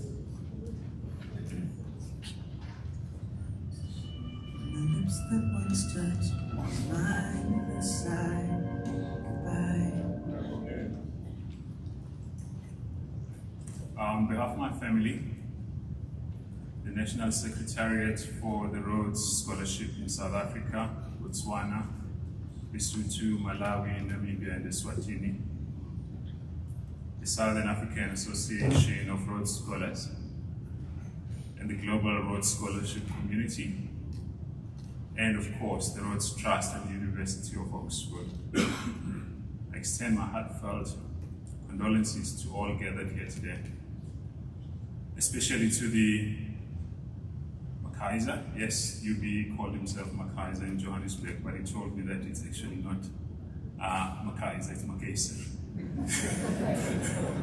And Nyanda families, as well as to all of Eusebius' loved ones. UB, as we prefer to call him, touched the lives of so many people across South Africa and beyond. Those who read his writings, listened to his broadcasts, or had the opportunity to meet him personally. We are immensely proud to claim him as one of our South African Rhodes Scholars, and deeply grateful for the many ways that he stepped up to support our work. UB had a special passion for mentoring the young generations of scholars, and many tears have been shared locally and at Rhodes House over the past week as we have tried to come to grips with his tragic loss. Combining charisma and eloquence with an enormous heart, UB exemplified the Rhodes Scholarship ideals of kindness, courage, and commitment to fighting the world's fight. He brought a generous spirit of service to his several volunteer roles within our community, a few of which I would like to mention. He served for many years in our regional selection committees and national selection committees, finishing his last term on our national selection committee 2 years ago. He was one of those people that whenever I was short on any particular committee, I knew I could. He was always on speed dial. I could call him to service at any time. And fellow selectors and candidates enjoyed having UB as a selector. For him, no topic was taboo, and no question was too controversial. Notwithstanding this, he always approached his selection responsibilities with decorum and compassion. And once the selection process was concluded, he was always there to offer support, guidance, and advice to our scholars-elect, the scholars and residents in Oxford, and Rhodes alumni who had returned to South Africa. After stepping down from the National Selection Committee, he partnered with Professor Catherine Burns, a historian and professor for medical humanities at the Center for Health Science Education at the University of Witwatersrand, in what I would describe as a unique project which encouraged scholars-elect to reflect on the legacy of Cecil Rhodes as they took up the scholarship that bore his name. I have borrowed Professor Burns' words to describe this important work, which I have no doubt she will continue even if UB is not going to be with us to continue that work. And I quote, "In his capacity as a mentor to the Rhodes Scholars, current, past, and elect, he insisted on examining the legacy of Rhodes, the person, and Rhodes, the capitalist and colonial power broker, not airbrushing his name out of our history or of the reach of his bequests and awards. UB insisted that we should turn towards Cecil Rhodes' legacy and examine it with a fine-tooth comb, forensically, for what we could and can and will learn from Rhodes and his actions. It was typical of UB's courage and scholarship-led approach to debate and knowledge. He wanted all of us, especially Rhodes scholars, to think about the way that individuals exist within a powerful social matrix. And he wanted us to look at and not away from the way that intelligence, curiosity, stamina, moral purpose, courage, and grit can turn into corruption, vainglory, violence, and greed. He was asking us all, I think, to look at power and ambition in all its facets and take hold of the lessons of Rhodes' life. There are lessons for all of us, our country now and the world, end quote. Over the past 2 years, UB served as co-chair of the Rhodes Trust Advisory Group on engaging our history, bringing enormous energy and dedication to this critical work of acknowledging the injustices of the past and taking concrete steps to build a more inclusive and equitable future. I distinctly remember during the times of Rhodes Must Fall, in a number of interviews where we had a number of follists. Unfortunately, I can't see clearly. I'm sure some of them are in this room, and some of them are definitely joining on the online platform. What was intriguing was that a number of candidates would walk into the interview expecting that they're going to be taken head-on their position on Cecil Rhodes. And so some of them tried to be Rhodes apologists. Big mistake.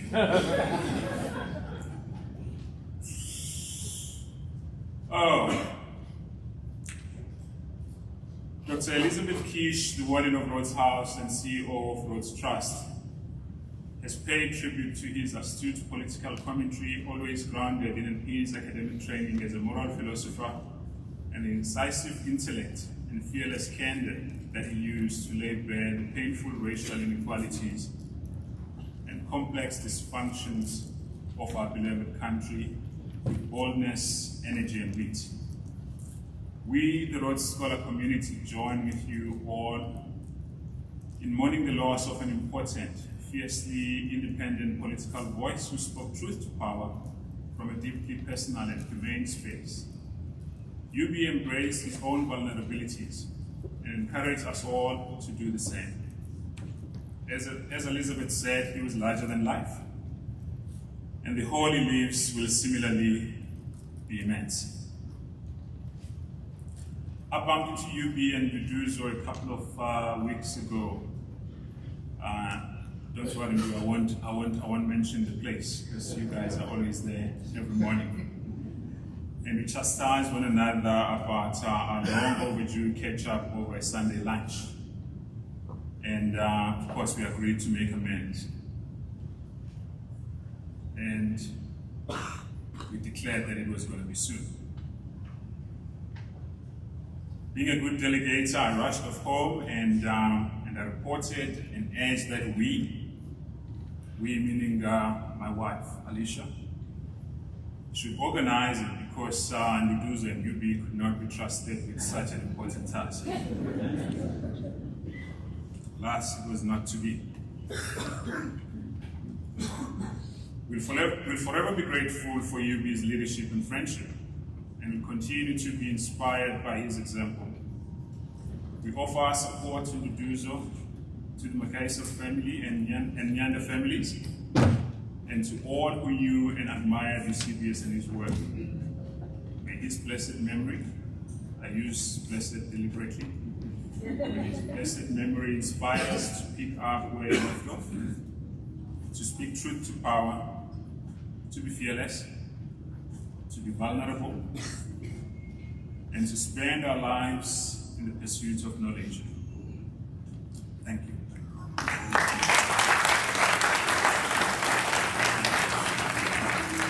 Well, thank you so much, Luisa. And as I had introduced previously, Wady Abrams is the former Deputy Director of the Apartheid Museum. Hi, everyone. I'm glad I can hardly see your faces. It makes it a bit easier.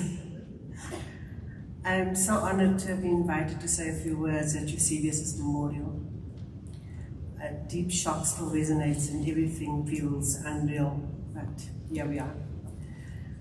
I think it was around February 2017 that a Facebook post by Eusebius was shared with me.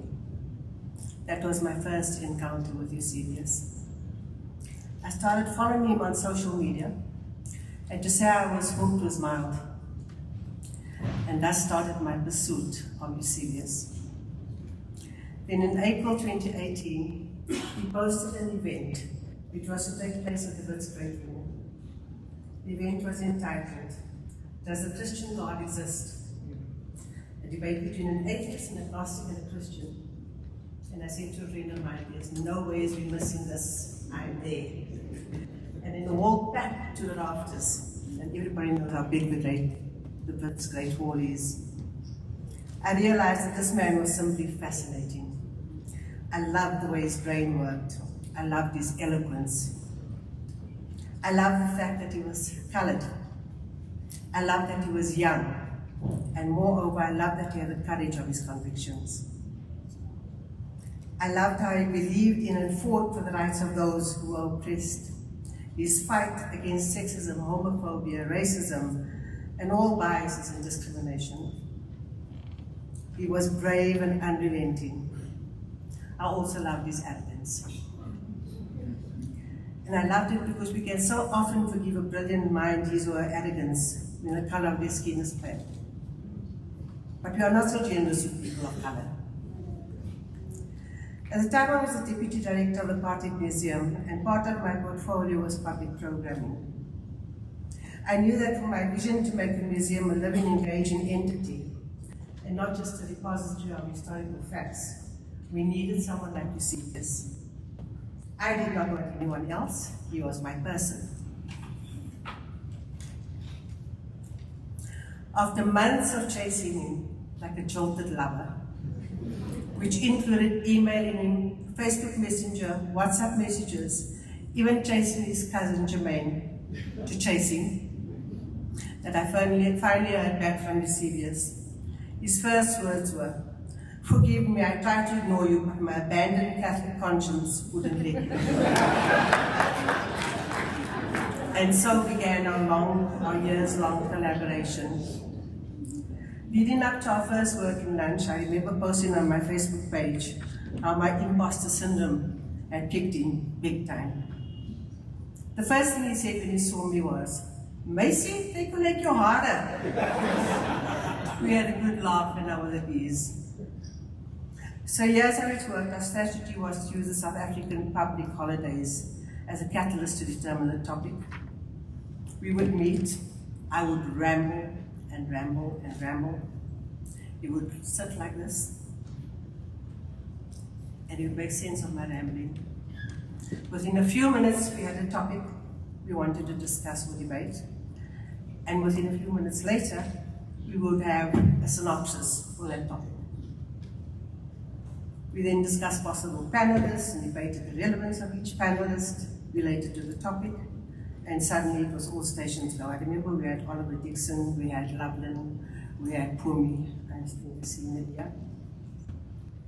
The first debate we had was centered around whether common national South African identity was possible. Others included, did the Mandela government set South Africa up for failure? Why do men break? Did the Fordist movement fail? And the black body still the site of oppression? Topics that were relevant to what was happening in our society. You can hear from the headings of those topics that these were Eusebius's words.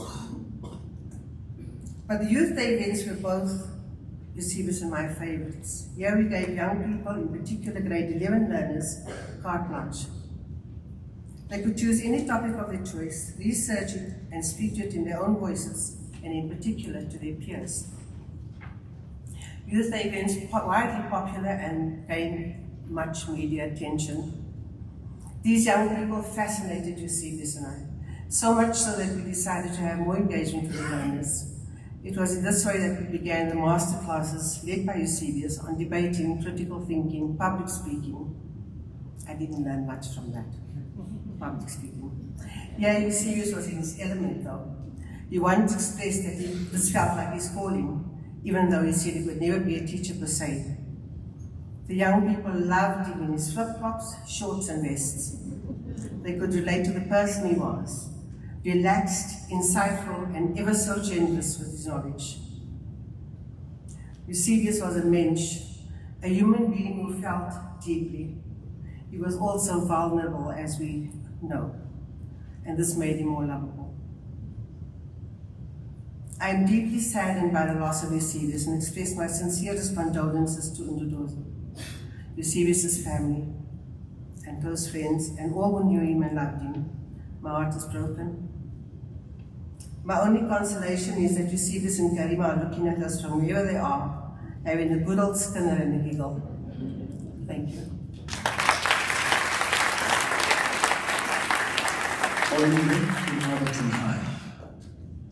Hi, sir, how are you?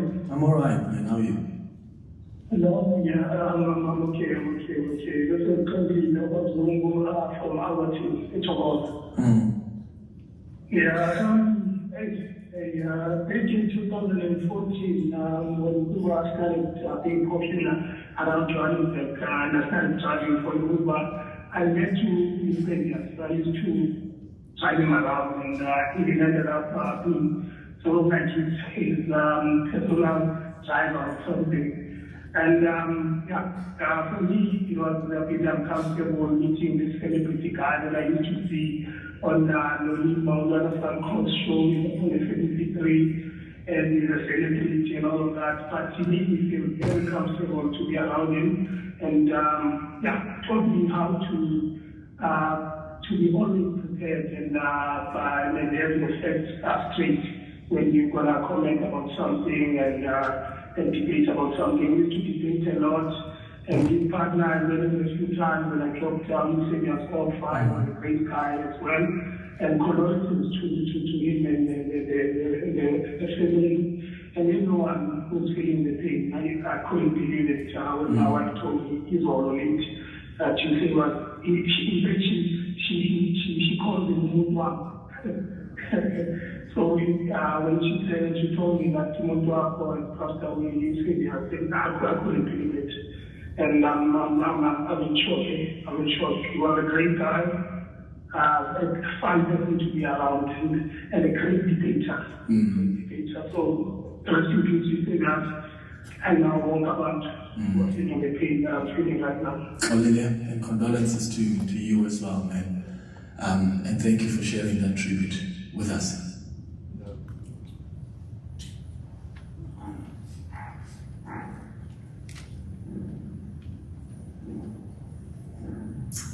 Yesterday, Musam was a test for British Got Talent, and he did not win. I remember it was one of the last things that you mentioned, Eusebius. And for some reason, I didn't know who he was prior. And I just started crying because that was so typically you. You were such a generous person. You gave so much of yourself and you celebrated so much of us so many times. I don't even begin to understand what being in this world without you will be like. I will miss calling you to just talk about random stuff. I will miss texting you to make fun of people. I'll miss you sending me news. I will miss so much of you. And in a world of so many unprincipled people, the one thing that I loved about you was how principled you were, how you were not ashamed to, you were absolutely fine with losing friends if they didn't stand on principle. We did that when we had a few incidents in the past with 7 friends and who later became ex-friends. But I know they too, like me, will miss you in the landscape. They will miss your voice. And I and all your friends are so much poorer with not having you in the world. But we're also so much richer for having known you. I haven't really grasped. Sometimes I think it's a joke, sometimes I think it's a terrible, terrible joke that you've gone and you've left us. And then sometimes I think it hasn't happened. I have caught myself a few times wanting to send you a message or something that I think you and I would have loved it. And then I remember things break down. Thank you so much for everything that you were to us. We knew you, we loved you, but importantly, thank you so much for what you gave to the country. You and the world, you left in. And that, of course, another friend, author Zuki Swavana. And as I said earlier, even if you don't know some of the people, Eusebius always spoke about his friends, and I've never met Zukiswa personally, but I know her because of what Eusebius used to tell me about her, and obviously the great love that he had for her. And Zukiswa, I think you are streaming, and he loved you dearly, and he respected you very, very much. So thank you so much for sending that tribute. Zukiswa is, of course, a South African journalist and novelist, and her first book was shortlisted for various awards, and that included the South African Literary Awards as well as the Commonwealth Writers' Prize. So thank you so much, Zukiswa.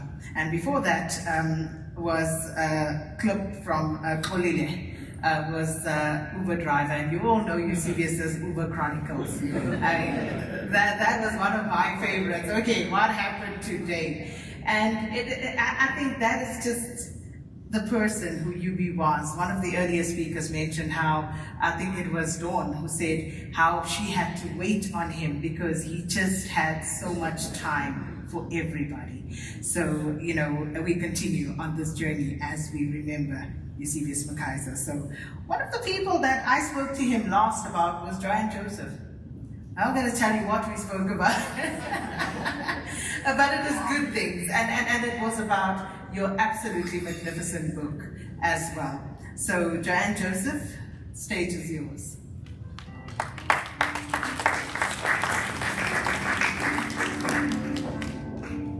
What am I gonna do? Make you love me? Wasn't planning on crying, Sakina. Now you've done it with that intro, so thanks for that. It really is very special to be here this morning, and I was going to do a slightly longer speech, but for the sake of others who are coming up, I'm going to cut it slightly shorter and just cut to the chase. Dinesh called me in the week and said, won't you please speak about your and UB's shared love for books? And what came to mind immediately were those wonderful social media posts of his, and I'm sure you know the ones. His favorite haunts, foamy cappuccino in hand, the sun streaming over the pages of a book that he was poring over. Those posts became so important to us. They weren't merely an indulgent peek into Eusebius's lifestyle, his middle-class lifestyle, I might add. They were an invitation to explore his inner literary world, bursting with the ideas of writers whose words and thoughts he dived into, analyzed, digested, critiqued. For those of us whose books were featured, and it was often deeply appreciated in those posts, I might tell you, it was an opportunity, an unexpected and generous endorsement that you knew would drive people to the tills at bookshops and to the libraries. His social media posts and podcasts were also a call for his followers to be deliberate about the act of reading. We were both equally surprised at how often we hear people say, I have no time to read, and what they meant to say was because time was short, they had simply not prioritized the activity of reading over other pursuits. Eusebius's posts firstly spoke about the joy of reading and the infinite pleasure that books gave him. But those posts were also a call to action, exhorting his social media followers to intentionally set aside time to read as a means to expand their worldview. For him, learning did not end at university. Reading was a consistent part of his daily regime. In the way he exercised his body, he constantly exercised his mind. He was trying to convey that not to read is a dangerous thing, especially in a country where people in positions of power regularly use words to mislead, to misrepresent, to confuse, to detract from the truth, and more than ever, to sow hatred and division. One of the most enjoyable projects I ever did with UB was an online show called Cover to Cover, which we co-presented between 2020 and 2021. Our main intention was to have fun with books and authors and just inculcate a culture of reading in the nation that cohered with the hashtags he often used in those social media posts, for the love of reading, for the love of books. Again, UB was highly intentional about his approach to the show. As early as the second episode, we focused on children's literature, as Dinesh would remember. I'll never forget the pics of him propped on that large cushion on the bookstore floor, having a heart-to-heart with young people about the books they loved reading. For him, reading was the gateway for children to access the world of education, subsequently work, and then the quality of life they deserved in this place of inequality and poverty. It was the point at which his love for words and their tools as levers of social justice coalesced. He once wrote in his posts, "One of the deepest joys of being human is reading. That is why it is crucial that the right to education be enjoyed by every single person. Nothing fuels inequality so viciously as unequal access to education, including the injustice of not having an opportunity to learn to read and to have access to affordable and good and relevant reading materials."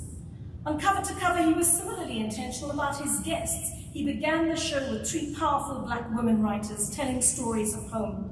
He was concerned that when one walked into a bookstore, it was first the international writers whose works you'd encounter, while local writers would constantly play second fiddle. Eusebius wanted to change that mindset in the publishing and book retail industry. He longed for us as Africans to find our stories, to take pride in them, to write and read them so we could develop a greater sense of self and our history. He wanted us to break our prejudices by penetrating the lives of the marginalized through these encounters. He was also a broad reader of multiple genres who could not be limited. On that show, he interviewed African-American young adult writers and the Irish winner of the Booker. He explored Afrikaans poetry alongside local politics and playwriting, producing a smorgasbord for the reader out there because he understood that the world is a huge place that is home to a multitude of stories of humanity, and we have a duty to bear witness to the stories of all communities around us, to their suffering and their triumphs as captured in the written word. This was the subject of many of our late-night conversations as mutual insomniacs. How in this short length of time we spend on earth, and his was particularly short, we absorb all the storytelling we can from sources close to us and those whose lives we will never encounter personally, except through a book. He loved the kaleidoscope of possibility that existed in that one could sit here on the tail end of Africa and yet travel so far into the relationships and dilemmas, the mysterious lives of others continents away, experience their geographies, glean some sense of how all of humanity is connected, how our strivings and difficulties are essentially the same, although they may take different forms. Our voice notes grew into podcasts and then audiobooks. I'm profoundly sorry that he never got to produce the next book that he was thinking about. Thankfully, he has produced 3 books on racism and politics that are still widely available, and his free-form writing abounds everywhere on social media, while his commentary continues to live on news sites and endures in the form of his podcasts. His words have guaranteed his immortality. Yet we grapple with the reality that one of our greatest book exponents has now left us, although his call to action remains. What does this mean to you today? Does it mean you will leave this place today and pick up a book after a long time? Does it mean that for a time you will put aside the escapist reading to pick up a different book, that heavy literature that you've been avoiding, to find a window into the lives of people around you whose suffering has thus far been invisible to you, and that you will take a moment to acknowledge that? Does it mean you will read your child a bedtime story tonight, or support a literacy organization that will grow the reading skills of other children, many of whom cannot read with understanding in our country? Does it mean that as an aspiring writer who has never thought your South African story worthy, you will finally put pen to paper today? Whatever it is, I ask us all here to do something substantial for the cause of literacy in memory of Eusebius. Eusebius, friend, go well. You accomplished so much in this short space of 44 years. We no longer have you, but we still have your words, and we will still find the essence of you in them. Now rest in brilliance. We will always love you.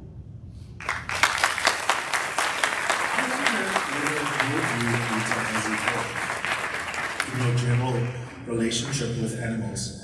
In 2014, Vanita called into my radio show, and she said the following. Hi, Steven. I don't care about the rhino, I don't care about the spotted frog, until you are as concerned for a starving child in Kalicha and Alex, don't come and speak to me about the rhino. Maybe what we need to do is have a daily update of how many kids are starving or how many people died today, so that we can start throwing those numbers at people instead of telling me we've lost 36 rhinos. Chop off the bloody horn. No, chop off the bloody horn. I just hate the hypocrisy of it. So I'm sorry about the rhinos. You know, but chop off their horns.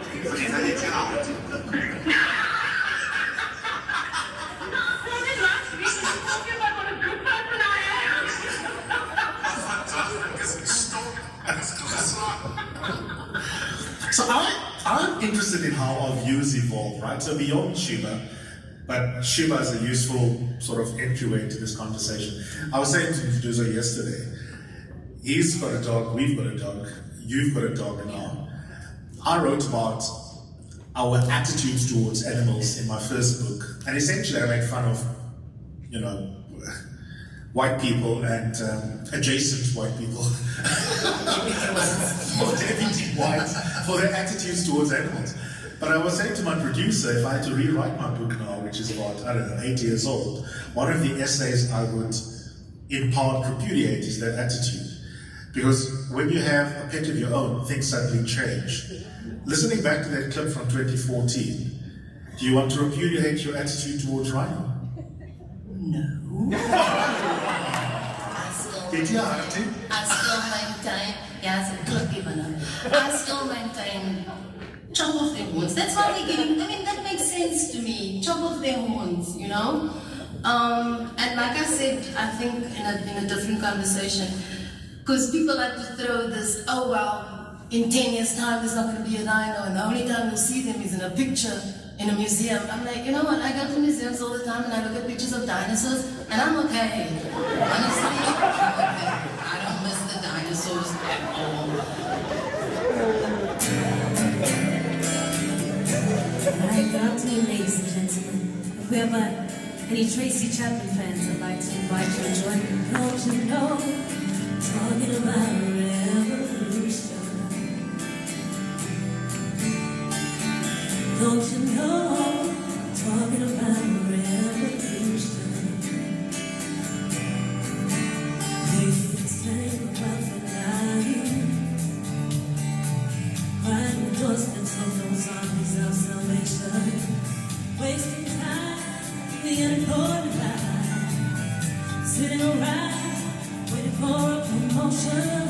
Don't you know, talking about a revolution sound. Rise up, get there, share. Oh, we wanna rise up and take what's there. So you better run, run, run, run, run, run, run, run, run, run, run, run, yeah. Don't you know you better run, run, run, run, run, run, run, run, run, run, run, run. Finally the table is starting to turn. Talk about revolution. Yes, finally the tables are starting to turn. Talk about revolution. Oh, no. Talk about revolution.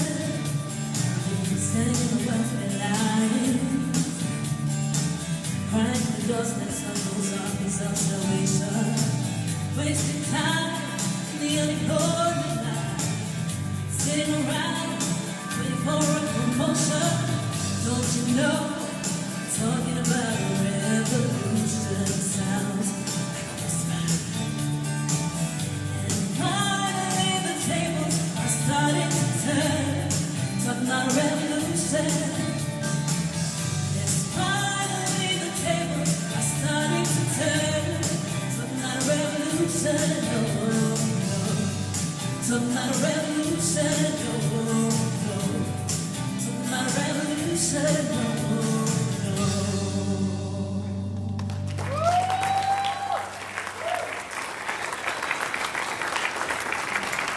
Thank you so much, Lila. That was beautiful.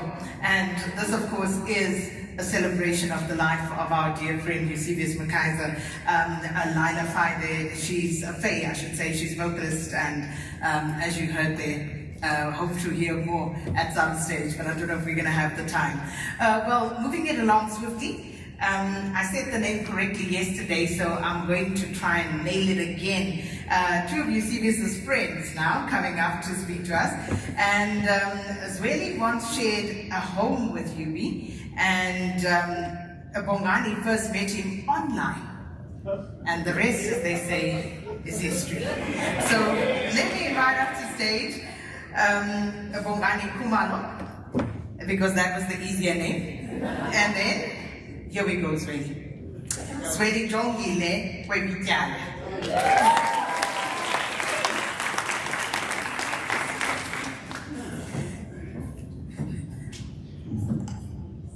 Well, good afternoon, everyone. Look, a lot has been said today about Eusebius, the intellectual, the journalist, the board member. And we won't add any to that. He never shared that side of himself with us. So today, instead, we're going to talk about Eusebius from the streets. In the few moments over the past week, when I allowed myself to imagine what it is that I'll miss the most, what it is that I've lost, the one thing that hit me is I'll miss being seen. Eusebius had this amazing ability to look at someone and see them and really make them feel seen and let them know that he saw them. I met Eusebius when I was young in my career. I just started working, and for whatever reason, come babe, let's stay together. And so we moved in together, and over those years, he would always tell me how brilliant he thought I was, how extraordinary he thought I was, how he wanted everyone he knew to meet me as well, and I've met a lot of his friends, because he would intentionally say, come, I'm sitting on lunch with this person, I want them to see you and I want them to meet you, because he just thought. And then I realized later that he just said that about every one of his friends. everyone was brilliant, babe, and everyone was amazing, you know. But besides being that warm person, he also had this really infuriating ability to be two things at once, at the very same time. He could be your softest landing place, but also your sharpest critic, all in 1 minute. You know, he could share your deepest confidences, but also the most outrageous gossip ever that you start checking your phone to make sure that it's not recording or that you're not accidentally dialed the person you're talking about. He could be kind and short-tongued all at the same time. And all of this is to say he was a human being. And it is that human being today that we want to talk about. Mike, come talk about this human being for a moment as well. Okay, I know Eusebius from the streets. We met online. You can guess which app that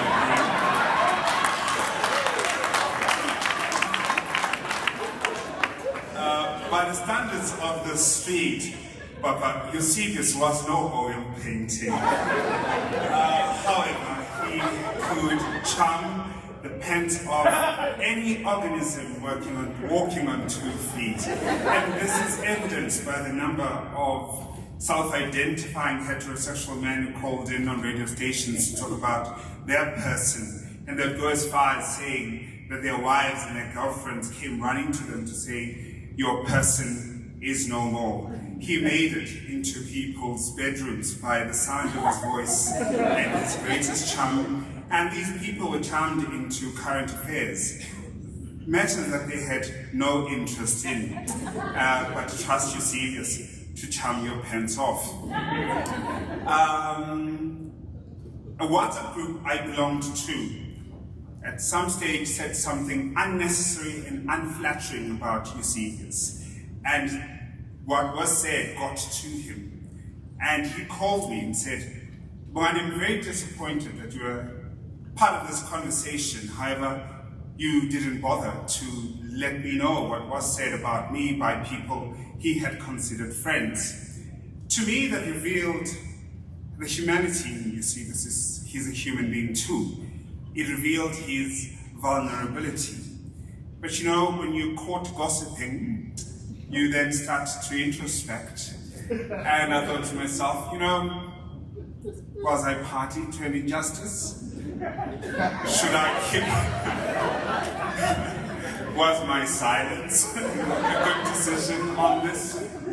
However, in a drunken stupor one day I said to him, now Thomas, tell me, of all these people that you've introduced me to, should I get to know them well? Now do I tell them the things you told me? You know, and I look around the room and I've met some really incredible people. So when all else fails, I'm writing my tell-all book about each and every one of you, and it's going to sell more than 5,000 copies. That's the bestseller mark in South Africa.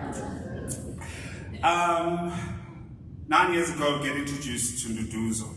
Mama was the smartest and most handsome person to come out of Mfulo South until Nduduzo came along.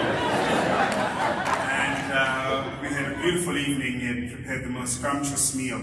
And the conversation degenerated into current affairs. And I held a very strong view about a particular matter. And in absolute disgust, he turned to me and said, "Bonnie, that demonstrates the laziness of your reading. There is so much that has been written on the subject. You've just been too lazy to familiarize yourself with that." And the standard in which he held politicians and anybody else who held a public office, he expected the same from his friends. And true to form, the following day he had a long list of journalists I should avoid, journalists I should read, even nursing a hangover on a Sunday, and articles I should have read for me to have an informed opinion on the matter. The last conversation we had was to celebrate his birthday, and he asked me, "Where's your partner?" I said, "Oh, well, he's at home." We had an argument, you know, the burden of being in a long-term relationship as a gay man. He turned to me and said, "Actually, Bonani, that is something we need to talk about. We post the most gorgeous photographs about how love lives here, and we seldom talk about the challenges we have in our relationships." And he said, "Let's have brunch at Tasha's." Had we had that brunch, we would have talked about how much of a gift we have been to society, our families, and all those around us. But ultimately, we would have gotten to the point of how abysmal we can be in showing love and affection to people who have seen us at our bare, at our most vulnerable, and how important it is to remind ourselves of that. And I would have walked away from that brunch with ways to show my husband how much I love and care for him. And by God, I missed that brunch.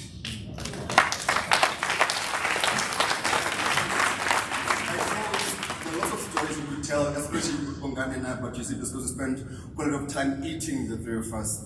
But I closed perhaps with the last meal we did have with him, which was at his birthday party just over a month ago now. In that one, he said, "Ladies, today I want to have a small party and not a big one." And he invited a few of us there. And we shared a meal. And he did something that I thought was so amazing. Again, talking to the story I shared earlier about him seeing people. He said, "I want to go around the table," and there were about 8 of us, and said, "If you will indulge me, ladies, I'll go around the table telling each of you why I love you." And he did for about 10 minutes go around the table to each of us saying why he loved us, specifically why he loved us. And about me, and because he saw me, he said, "You know, Zweli, a lot of people call you emotionally inept because you never actually share an emotion. Except you're the most emotionally mature person I know and have ever met, because you actually speak your emotions, because you will say, I am angry, I am in love, I am happy, in this voice. And now we're saying, in closing, I am sad."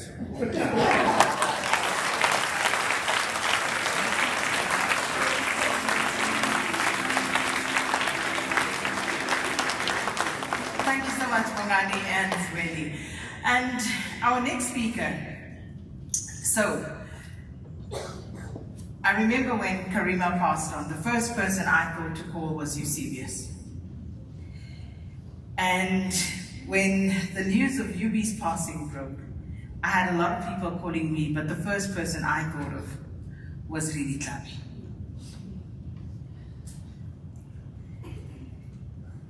So, Ribi. Let's go to the lines. Musuki, see, hello. Musuki, how are you? I'm good, how are you? I'm good. Sometimes on the other side, the other one, so. 5 years ago, in 2002. Good one. How are you? I'm good. That's great. Thanks for your good work.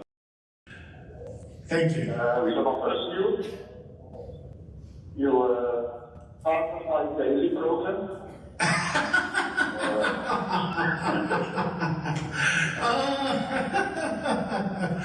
I can't believe I didn't recognize his voice.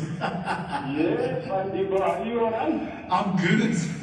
I'm just wondering, oh my God, my klossers was wat, ek kan nie eens vertaal wat nou gesê word nie. Almal gaan nou weet, ek kan nie eindelijk wegpraat nie.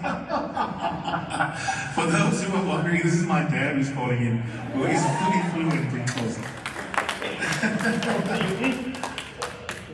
Ons het jou show baie geniet. Ons gaan dit baie mis. Bly aanhou. Ek is baie trots op jou dat jy voet het op die aarde hou. Ek het baie geleerd van die show af.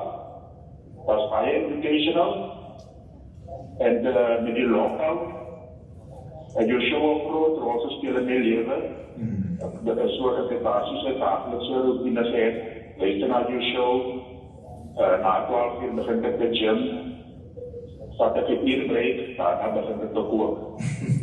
So alles van die beste voor toe met die nieuwe richting waar jy gaan inslaan. En baie lief vir jou hoor. Ek waardeer het. Een vraag. Yes. Wanneer mense nonsens praat van jou op Facebook, hoe reageer jy? Man, dit laat ook sy bloeddruk opgaan. Maar dit is maar ook deel van dit. En so wie ek hulle verhoordings ingekol het vanoggend om te sê dat daar is maar mense wat dit haat, en as mense wat jou show like, so dat comedy territory. Ja. Thanks, Derek. Thanks for calling in. Cheers. Oh my goodness, we normally prank each other, so on this one he won. I can't believe it took me that long to actually recognize his voice.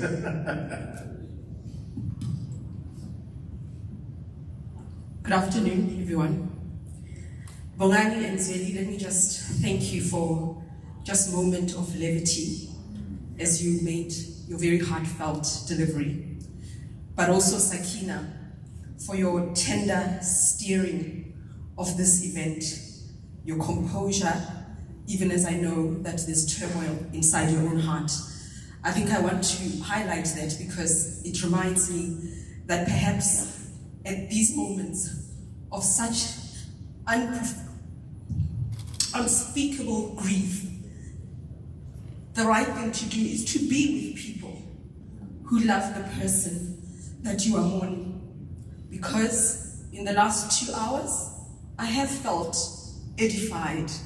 I have felt that in our collective grief, I am also seen and I'm with you. And perhaps the last week of isolation was necessary to be in silence, to be reflective. But this too has been healing to be with all of you. So thank you.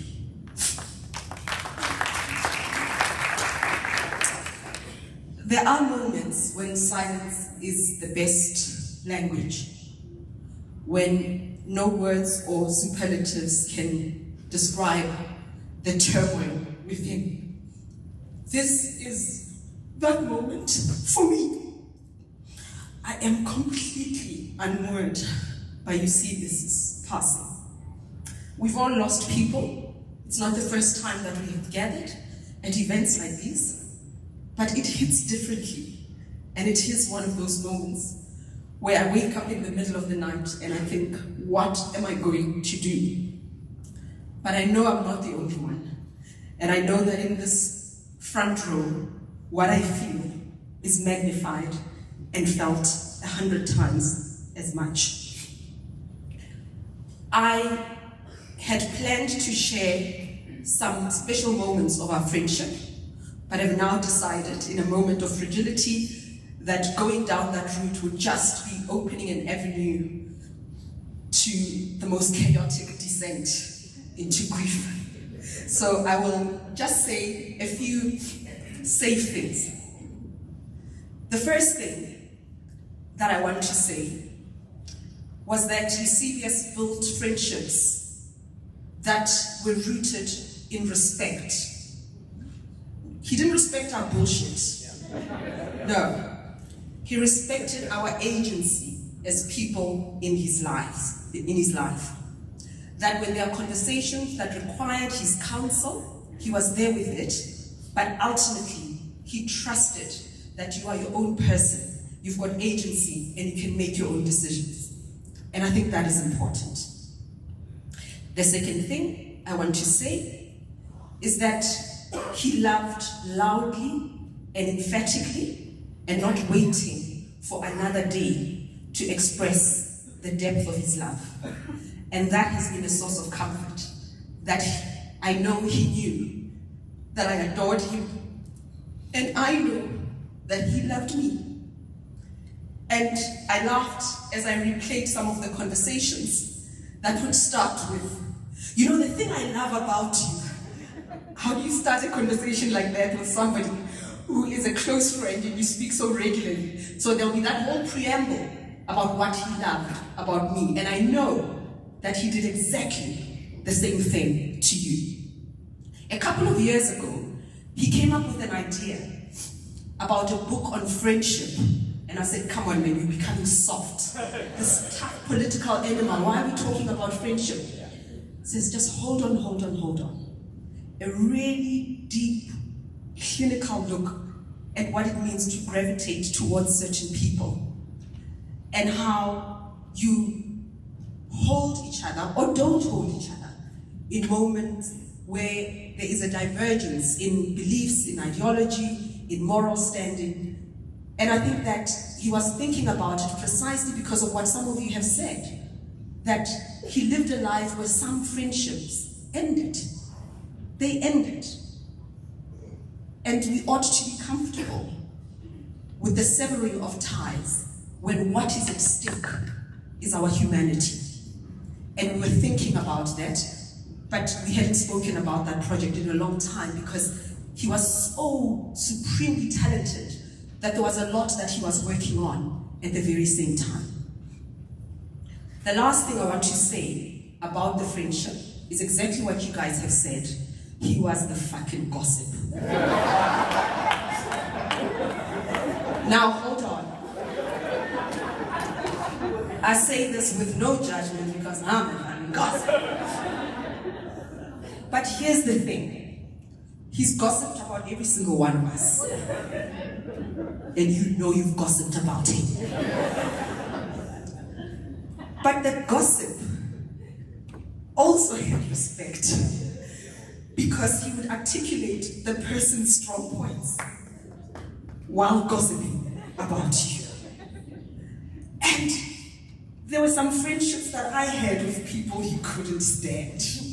And he had friendships with people I have no opinion. And then he would call and ask for coffee. I said, no, I'm meeting that person. You and that chommy of yours, bye-bye. But he understood that we have attributes that attract us to certain people and attributes that repel us from certain people, but even in that space, we can come together in a place of love and tenderness. About the gossip, it was not gossip that was meant to destroy. And I know that from personal experience. Eusebius has sat through many gossip sessions about me, which he probably led at some point. But he never came back to me, at least, and said, this one says this about me. Never. It was just a given that he's got his space that has nothing to do with me, where they dissect me, and I have my space that has nothing to do with him, where I dissect him. But this particular time, about 2 years ago, And it's important you know this, so that you don't walk out of here saying Eusebius was a gossip, full stop. There's more. There was a particular environment that he felt was not good for me, and in our conversations after I'd made a decision to leave that space, he said, I've come to make sure, we met at Just Hill, that you don't have second thoughts. You need to get out of that space. And he teared up, actually. Said, Eusebius, stop being so soft. Are you really going to fall apart because there's some gossip? And he said, it's not just gossip. It's a vile environment that is not good for you. No sooner have you left the door, and this is what happens. Get out of there. Because he made a distinction between harmless commentary and commentary that was meant to annihilate someone's character. And he was that kind of friend who pitched and said, get the hell out of there. And I'm grateful for that.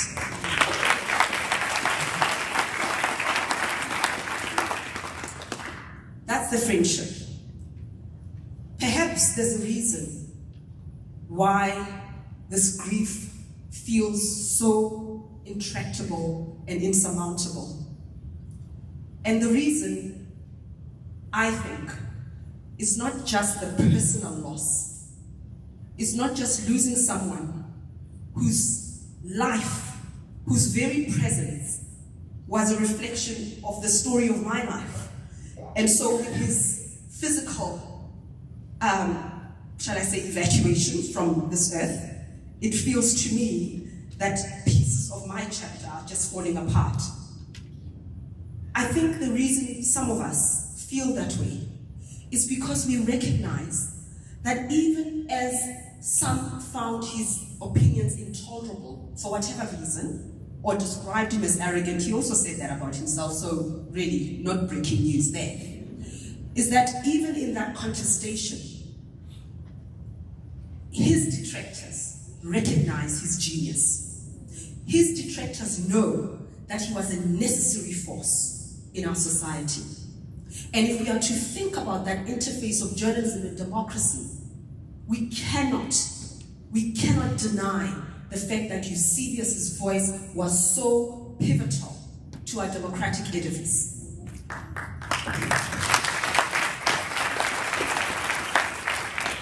And it is not hyperbole to liken Eusebius's commentary, Eusebius's voice, to a light that shines in the darkness.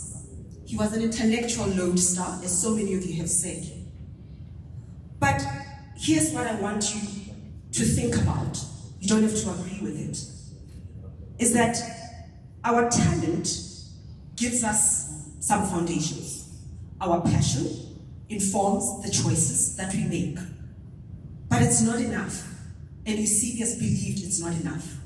Often when he gossiped, he would say, that one is bright, but he doesn't do the work. So what does that mean? It means we are duty-bound if we think we have something to share with the world. We are duty-bound to do the work. Not to arrive at agreement, but to at least show some fidelity to inquiry, to facts, to truth, to contestation, to other points of view, so that when we arrive at a particular point, we have done the work. He had huge respect for that effort.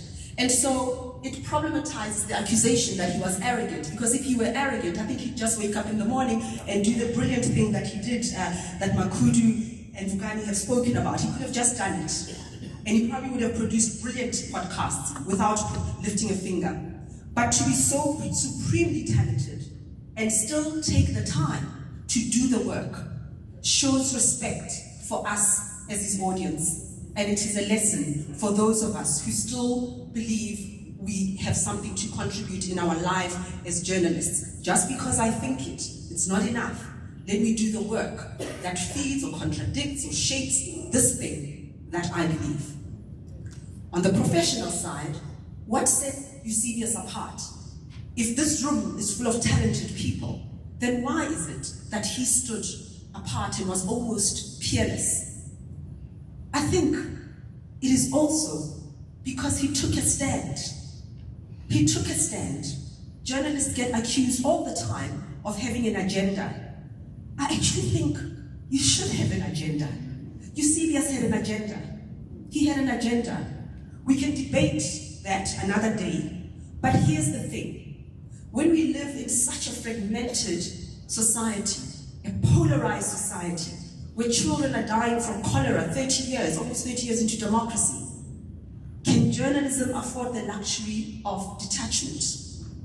Those of you who've put a foot in Western newsrooms and they debate impartiality, perhaps they can afford to insist that their journalists are impartial. I don't know.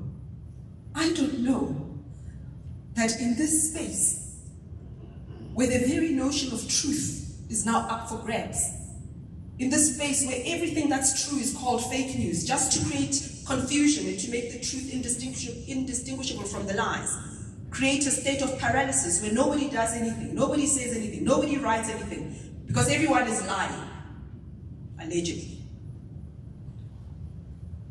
When you come from societies such as ours, where people are hanging by a thread, where our democracy is on a precarious balance, where the bad threatens to overwhelm the good, where toxic power relations from a gender point of view, from an income point of view, race, all of that, where these determine whether people get to eat, whether people get to sleep at night. Eusebius had an agenda, and I say that without any fear of contradiction. He had an agenda. His agenda was to speak up for the underdog. His agenda was to amplify his voice against bigotry. His agenda was to put himself between that fatal strike of power and corruption. He put himself between the protagonists and those who would be victims of such a strike. That was his agenda. And his agenda was a South Africa that was progressive, that was thriving, and that was delivering for people, and that was a home to all of us. That's what Eusebius's agenda was.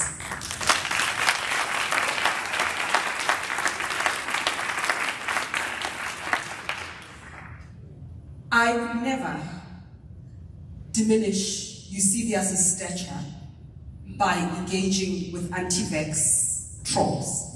He would say, don't feed the trolls, Tommy. Ooh, Jesom Nyam. Where did he learn that thing? And so you've got a lot to answer for. Everything Jesom Nyam. Now listen to me very carefully. I say this with all the sagacity I can muster. I am not speaking to anti-vaxxers. There's no point. I am talking to people who hung on Eusebius's every word. Those Uber drivers, those here amongst us who listened to Eusebius's take on issues before we formulated our own positions. Those people who were hesitant and scared, because we are allowed to be scared. Those people who thought, I want to take the vaccine, but I'm scared. And they listened to Eusebius and they saw him take the jab. And they went out to get it. I'm talking to you because you may be feeling a little tender this afternoon. Eusebius was diagnosed with epilepsy in 2008. 2008. When we say he died suddenly, there's a context. It means he was fine that morning. He went about his business. He was treating, he was talking, he was working. That event that has created this tectonic shifts in our lives, that was sudden. But he has been living with epilepsy since 2008. There were moments of hospitalization that he didn't share. Nduduzo stepped up to the plate and just handled it all with so much grace and generosity. But Eusebius too, he was stoic in those moments. He took them all with equanimity. Just because he didn't tweet, I'm in hospital, just because he didn't tweet about it doesn't mean it didn't happen. It's important you know this. He bore this illness with courage and fortitude, but he kept it away from you because he wanted you to treat him as an equal, to come to him with all that robust energy and engage him without feeling sorry for him. He had epilepsy since 2008. He had been hospitalized before, but none of us thought there would be that one moment where it becomes fatal. It wasn't a vaccine. So take heart, take courage, and face life with grace and dignity. Lastly,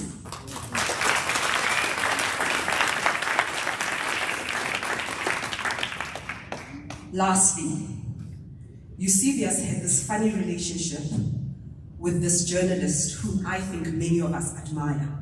She always invited him to her show where there was something around South Africa, race and identity. And I would tell him that she's such a fan. And would say, "I told you, you lie, I'm the fan." And that's what I mean, that he did have humility. This arrogance that people are talking about, well, he could not imagine that that person was a fan of his. So no, it's just professional respect and they need to fill up the show. But Yubi, I've never won an argument against you. I am so proud to tell you I told you so. Because this person sent me an email. "Hi Ridi, thank you for sharing this news. I was a huge fan of Eusebius." Yubi, she was a huge fan. Says, "I'm indeed shocked and deeply saddened. Eusebius was one of a kind, always a great guest, often counterintuitive, and constantly with the people of South Africa's best interests at heart. I send you my deepest condolences and sympathies on the loss of your friend, and please pass my sympathies to his family. May Eusebius rest in peace. I will miss him." That's from Christiana.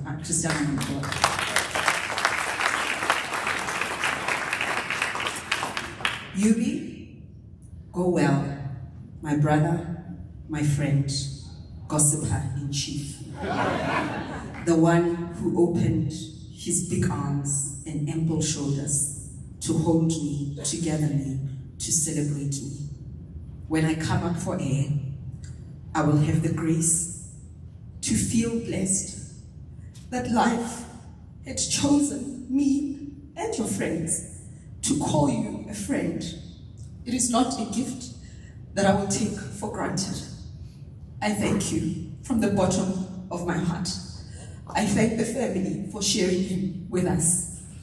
For whatever it is you instilled in him, this country, this world has been so enriched by his presence here. To do so, he worried about you. He worried about these episodes when he landed in hospital. And we spoke about how that is how you do love. That love has messy chapters. And for him, the health part was a messy chapter. What an incredible, incredible achievement to love so cleanly, so perfectly, so effortlessly. How you rose to the occasion at the most challenging moments. But here's where I think, when you think back on your life with Eusebius, that you pat yourself on the shoulder because you found that tenderness. You made him want to wake up in the morning. You made him want to celebrate life. And he walked with his shoulders a little high and his head held a little high because of you. So thank you.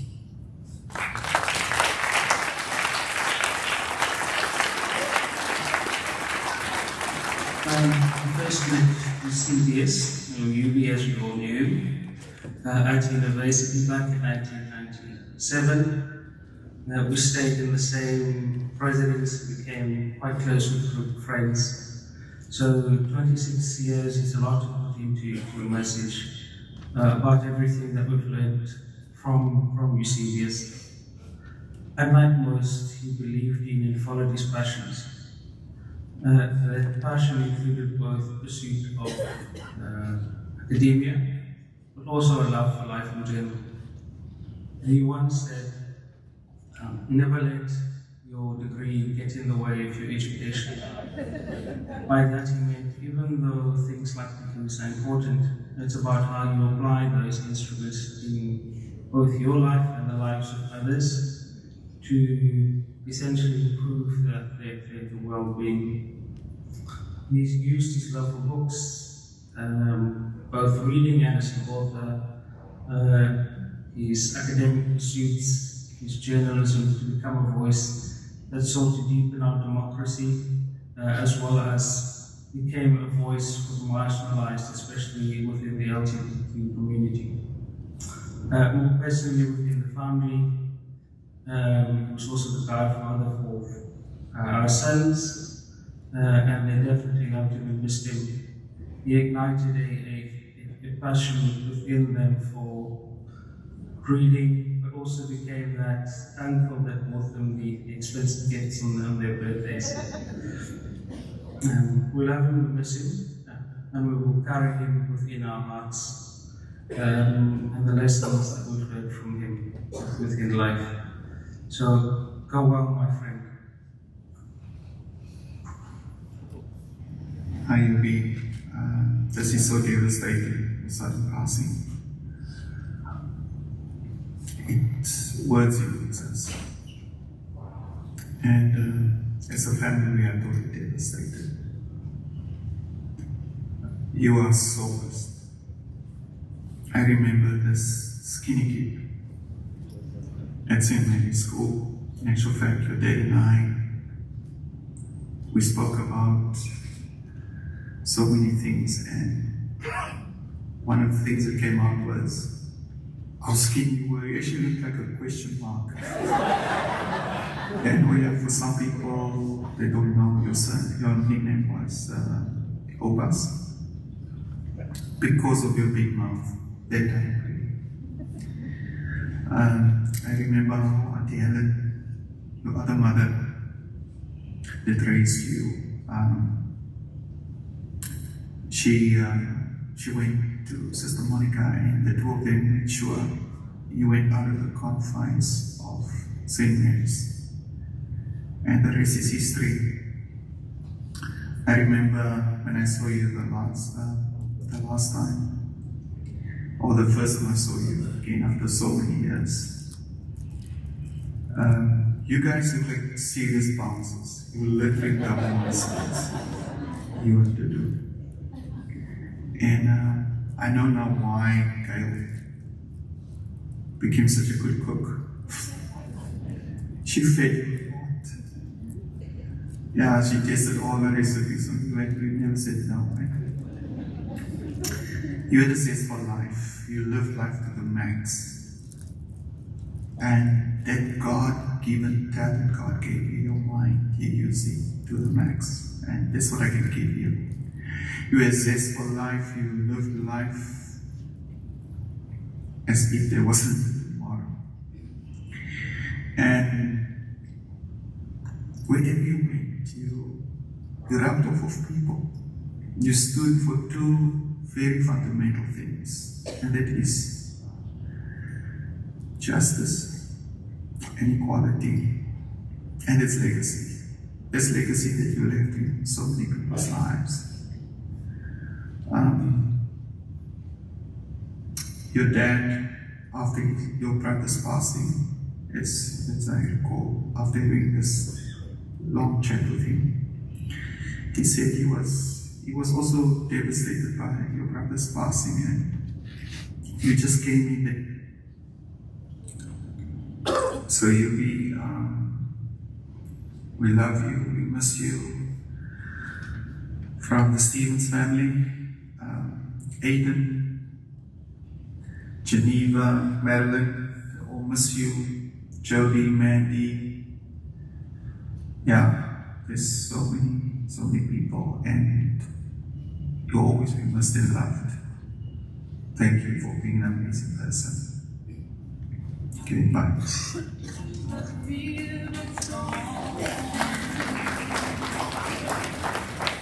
That last message was from the Stevens family, which is Yubi's mother's side of the family.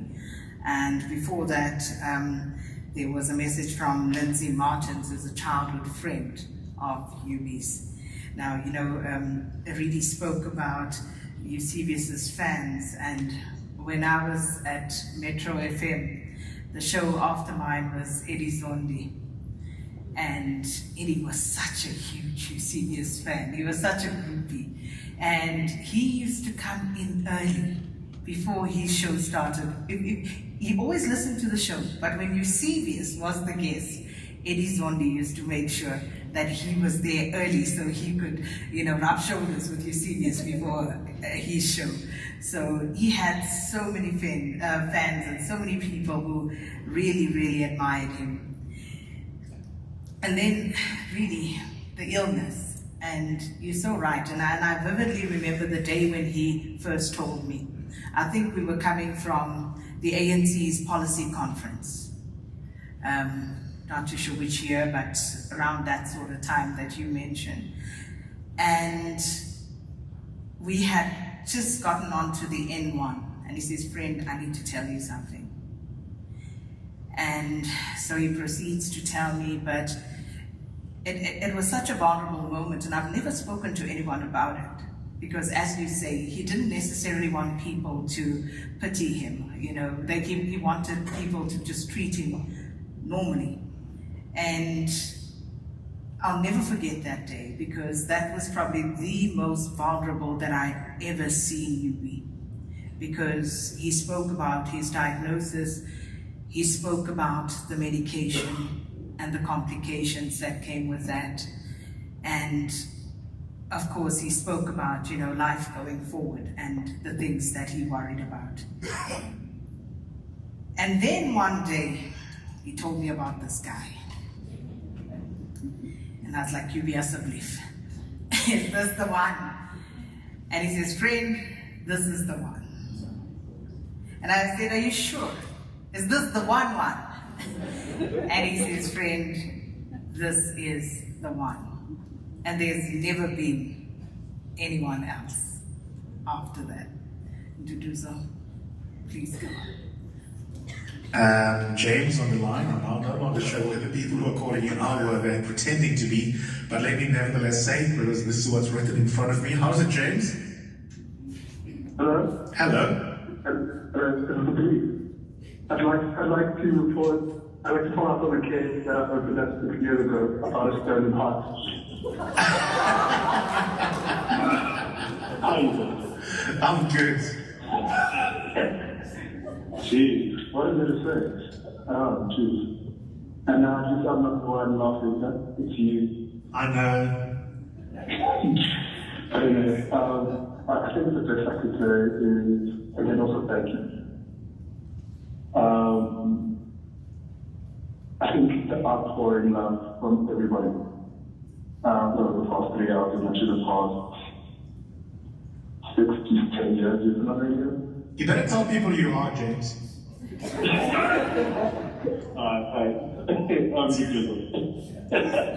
this is my boyfriend. Just from sad now, not from really thinking. Yeah. It's your turn to tell the story. You may as well take a minute. Tell people how we actually met. Why are you putting on the line? He's very shy, by the way, or pretends to be. But it's a good story. It just completes the circle of the last 3 hours. No, it does actually. So I used to be like a producer from Rosebank. We used to call in. When I was doing Power Talk. And long story short, we tried to stalk each other. And I came over one Sunday and never left. Quite literally. Quite literally. Yeah. But I think there's nothing more to add. Except, like, when you get home, I'll probably have something special for you for lunch. Thanks. And you'll be amazing. And the energy I will have for the whole day. Thanks. Thank you so much. Thanks for calling in. Beautiful, beautiful, beautiful. Appreciate it. Thanks to the producers who've set this all up. My dad calling in, and also my boyfriend. Yeah, he used to be a regular caller when I was in Power FM on Power Talk, and I just thought, who's this guy? Coconut. Must be middle class. I like middle class people. Unlike Karima. and I went to check him out on Twitter, liked what I see. Then I stalked him. And then one day he said, I'm in Sandton. You say you're in Sandton? I said, cool, come over. He came over. Oh, within a week of him and I meeting, we moved in together, and we've been together ever since 6 years later.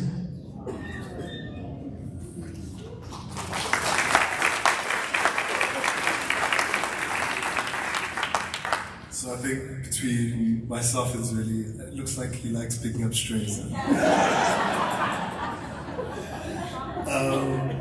So what I'd like to do is just to begin by honoring him with a poem from one of his friends, Togo Madoko. And if anybody knows Eusebius, as much as he loved reading, he found nothing more cordier than poetry. So please bear with me. So it's titled Heart. It stopped. Last breath, last laugh, last selfie, last tweet, last thought, last. The world went silent. Old memories flooded of red wine. Fights over Biko letters of love unsaved. You checked on me when I couldn't. Told me I'm heartful when I felt heartless. Did a series of mental health with no judgment. You included me. Darling, hard you said, knowing I'll never have learned to play chess.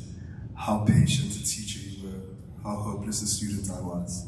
But you called me one of your smartest friends. You'd laugh at me now, sitting here turning my heart inside out, wishing for one more coffee date, one more argument, one more book recommendation, one more hello, darling. And that's hard. So I'll try not take up too much time, as he tells you. So it's not that I'm shy. I think I'm just a man of few words. And as one of his actually good friends, who's actually my good friend now, was saying when I was telling, when he was asking me this morning, have I prepared my speech, and I showed him my bullet points, he was like, oh my God, he is just so corporate. But anyway, I think from my side, I just would love to say to Eusebius, finally, I get to give you uninterrupted feedback. But my feedback model, I won't use what the firm has said, what the firm used to teach you. As you heard in the clip, we met. I was a media analyst for a small firm in Rosebank, and that's where I used to call in. And true to what he said, we sort of moved in almost like after a week. And I remember telling him within the second week that I thought he was my soulmate. And being the logical person he was, he told me not to be irrational.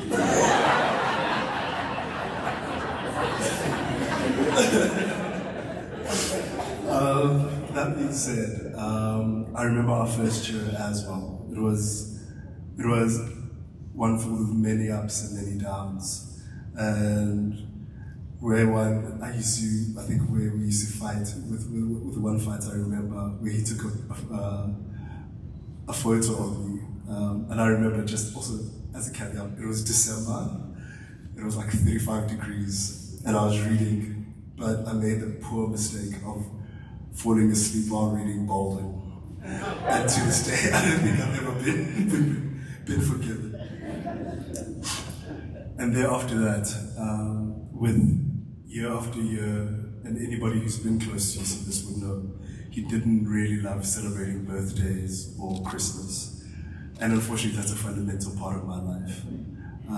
And it's not because I'm really religious, because ironically I'm not, but it's because I believe in celebrating moments.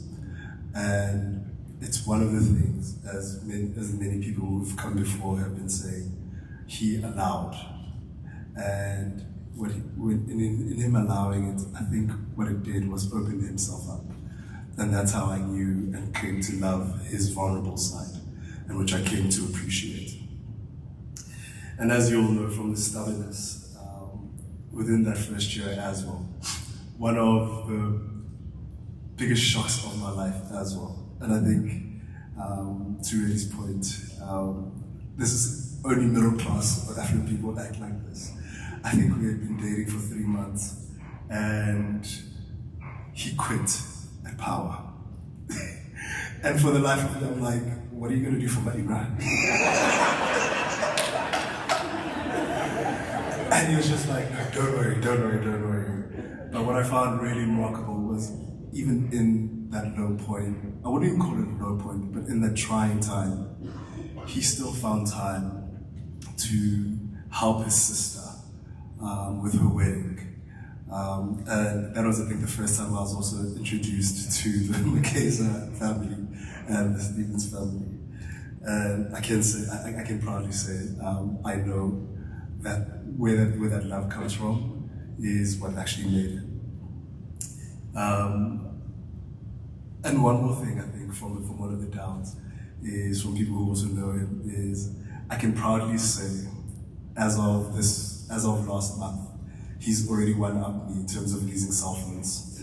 And anybody who knows him and his relationship with Malcolm, they know every Sunday morning he'd be up at Vodacom with a hangover, asking them for a new cell phone. And they're more than like lovely obliged. But then there's also the ups. And I think with the ups, again, it resonates back to you, Vugani and Joanne and Lady, is the gossip, right? And I guess with me, I got the pleasure of having the pillow talk. So, but I think you can rest assured, as you mentioned, I'm not the kind of person to spread the word, even though I also have access to his DMs now. But most importantly, I think for me, perhaps, what I'll miss the most are our Sunday nights and our rituals. As spontaneous of a person as he was, I always knew he always wanted, even if after visiting my family on a Sunday, he'd always want to rush home to watch Date My Family or Idols, or and we had Jola 99. It was literally a miracle. And if I hadn't cooked, it would be followed by Uber eating many desserts. And as anybody who knows closely will tell you, you'd always have an excuse. Diet starts on a Monday. So I'll miss those. I'll miss his cheesy music, 80s, love of 80s music. And I think, most importantly, and I think what I'll miss is knowing I had somebody who loved fully, who gave of himself fully. And I think that's where one of his greatest sayings in terms of authenticity comes from. And I think you can spot an inauthentic person a mile away. I mean, thinking about some of the people he'd skinner about in the media, it was literally about that. He would literally always say, as a caveated by how brilliant they were, was how they're not literally giving of themselves. And that is the reason why their ratings are so low.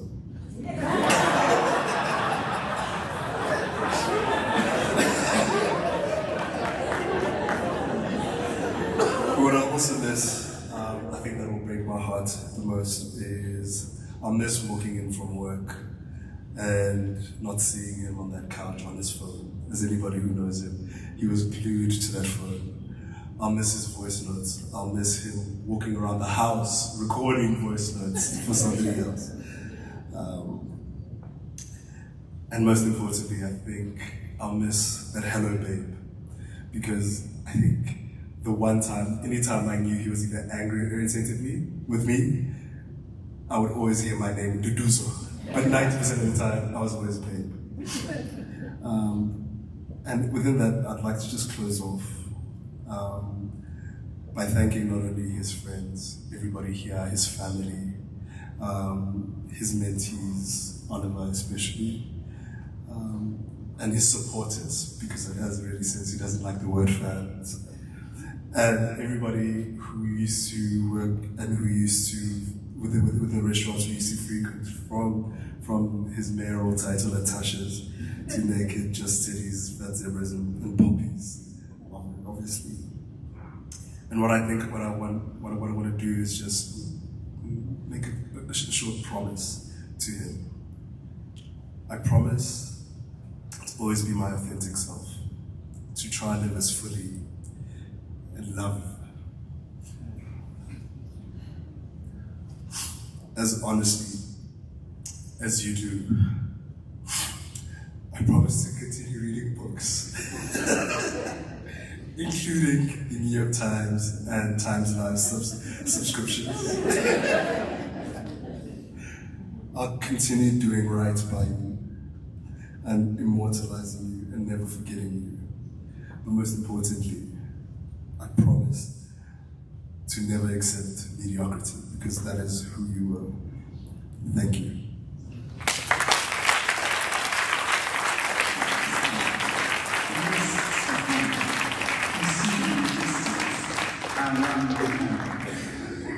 I was always yours to have.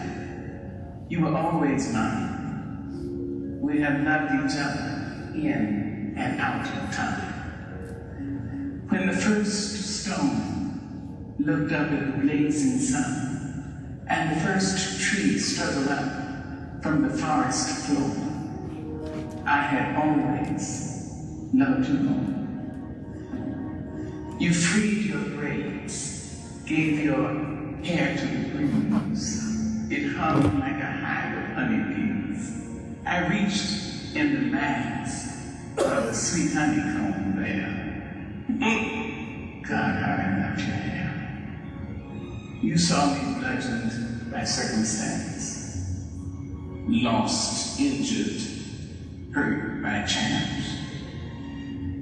I screamed to the heavens, loudly screamed, trying to change our nightmares into dreams. The sun has come, the mists have gone. We see in the distance our long way home. I was yours to have, and you were always mine. We loved each other in and out, in and out, in and out of time. And that, ladies and gentlemen, is how we come to the end. Thank you so much. Thanks so much to the family for allowing me this honor for Eusebius today.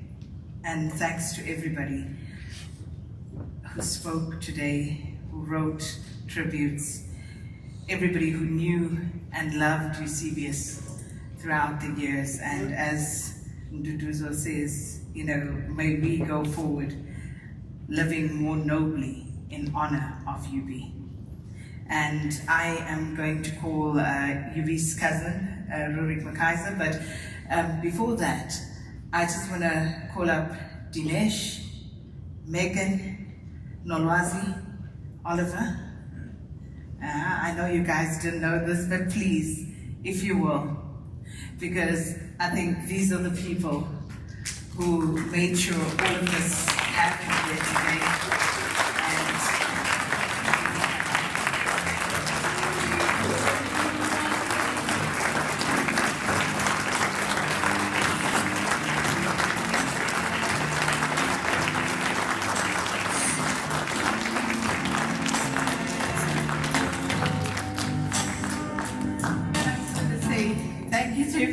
Because made it.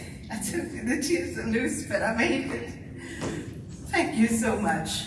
And Rurik will do the vote of thanks on behalf of the family. And can I just ask that at the end of this, that we just allow the family and the people in the first 3 rows to exit first. Thank you so much for your indulgence.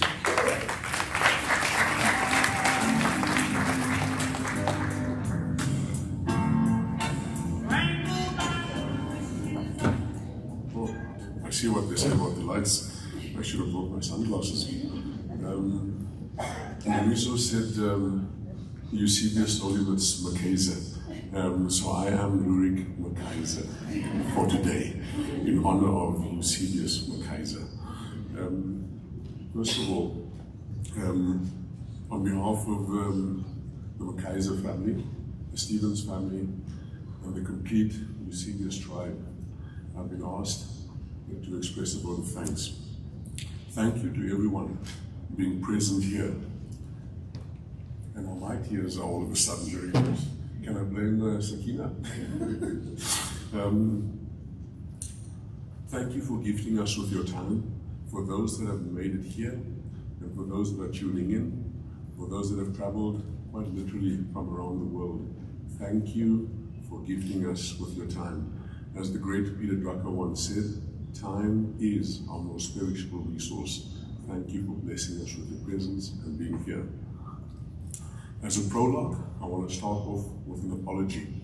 Eusebius was just absolutely meteoric in the giant that he was, and in us. Okay, thank you. It's not every day that I get an important person, a host on TV coming to make my gadget screen. So just as a prologue, I want to start off with an apology. There will be names that the Stevens family and the McKaiser family and the Nyanda family will have forgotten. Please know that that is not from a place of malice. We ask that you forgive us in anticipation and just hold us in compassion, and know that those that we have forgotten to specifically mention, that those thank yous are there all the time. I want to say a big thank you to Arena Holdings, and Times Live and the complete technical team for the magic that they've made. I'm just realizing why I'm struggling. Now that I'm on the wrong side of 50, I must have my right glasses. And my mom said to me when I used to laugh at her, "Your tijd gaan kom."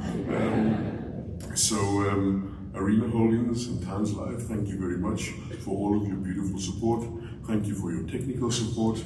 Thank you for hosting us, and thank you for your tech team and then making all of the magic. Makudu and Pule, thank you. If we've missed out anybody in that team, please, Pule and Makudu, if you can please express our gratitude. The AFBOB team, thank you ever so much for the way you've been holding the family. We really do appreciate that. Sakina, thank you. Thank you for your time.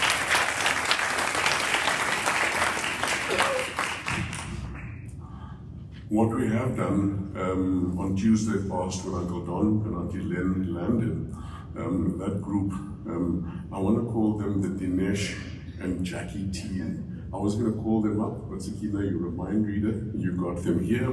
I want to specifically mention that group by name. Dinesh, Jackie, Bongani, Wandile,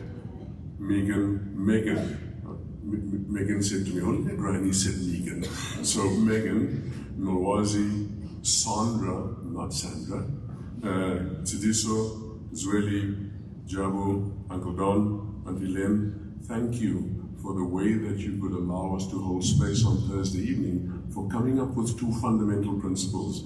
The one is, what is it that Eusebius would have wanted, and how do we honor him? And everything that has happened here today, under the beautiful leadership of Dinesh, was around honoring those two principles. What would Eusebius want? Nolwazi and Bontle, thank you for the special magic that you have brought to Eusebius' life. How do I say thank you to Karima? I think that beautiful cartoon said it all when she has received him to wherever they are now. Karima, thank you for being Eusebius' bestie, and thank you for being his bestie again. A special thank you to Eusebius' family, and it's a big family. Thank you so much for molding that beautiful, amazing man for who he was, for who he is, and for who he will forever be. Thank you for the solid foundation. Uncle Don, Auntie Len, Auntie Mac, Auntie Helen, thank you for the solid foundation that you've built in that amazing, beautiful man.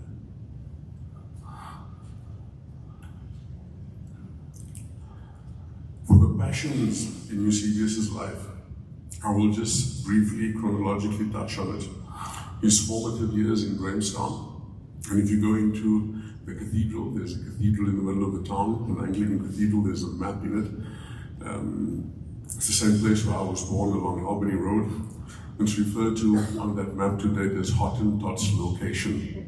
In the formative years that Eusebius has managed to spend in Grahamstown, his primary school days at St. Mary's, thank you to all of those special people that played an amazing role in his life in helping to manifest the magical Eusebius. Thank you to the people of Graham College. We appreciate what you have gifted him with.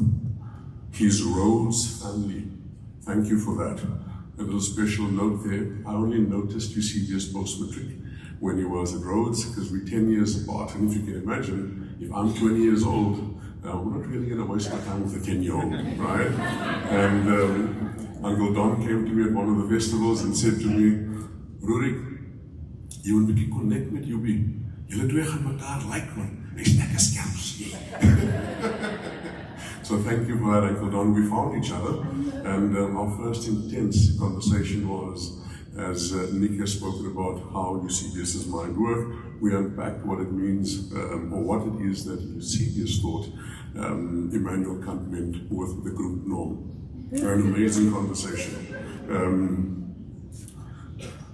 His family at Oxford and the Rhodes Scholar Foundation, thank you for the magic that you have made. I think, Nick, I differ from you. I think that year when the two of you went, it was probably their best ever crop that they could harvest. The professional family and the media world, thank you for affording Eusebius the privilege of being and becoming who it is that he is and that he was. And I had that same privilege when I asked Eusebius, Nick, so what are you going to do now that you're back? So he said, do you know Tim Sebastian? I said, yeah, I do. He said, I'm going to be South Africa's Tim Sebastian. His hobby, his love of reading, his fitness. James, thank you for taking care of Eusebius in that magical way as his fitness guru. I think of how it is that Angela supports Lewis Hamilton and how you supported Eusebius. Thank you for that. Those that supported him on his amazing journey within the LGBTQ community, thank you for that. Thank you for allowing him to be himself without glorifying him as a poster child, but seeing his humanity. Thank you to the lady from Mina that spoke here. I know how Eusebius was very passionate about that.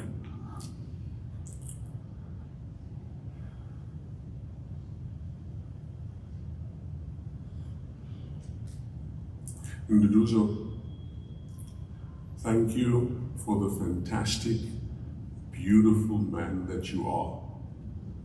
I cannot imagine how amazingly brilliant and bright and special you are and had to be to have such an amazing, special, beautiful bright man.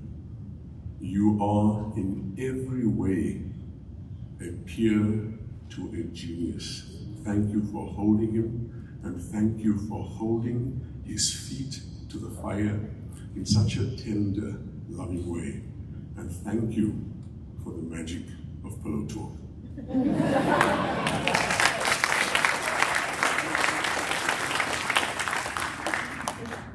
I want to look back to Uncle Don, Auntie Len, Auntie Helen, Auntie Mac, the Stevens family, the McKaiser family. Thank you again for your magic. Thank you, thank you, thank you. The final thank you is to Eusebius.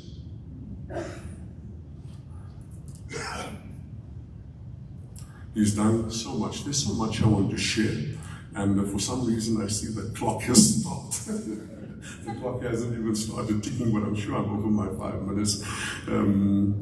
So Eusebius, thank you for the amazingly special human being that you are. I found this poem, and Nduduzo, you're right. Eusebius is not a poem kind of guy. So now that I know he can't bash me down, I will share the poem.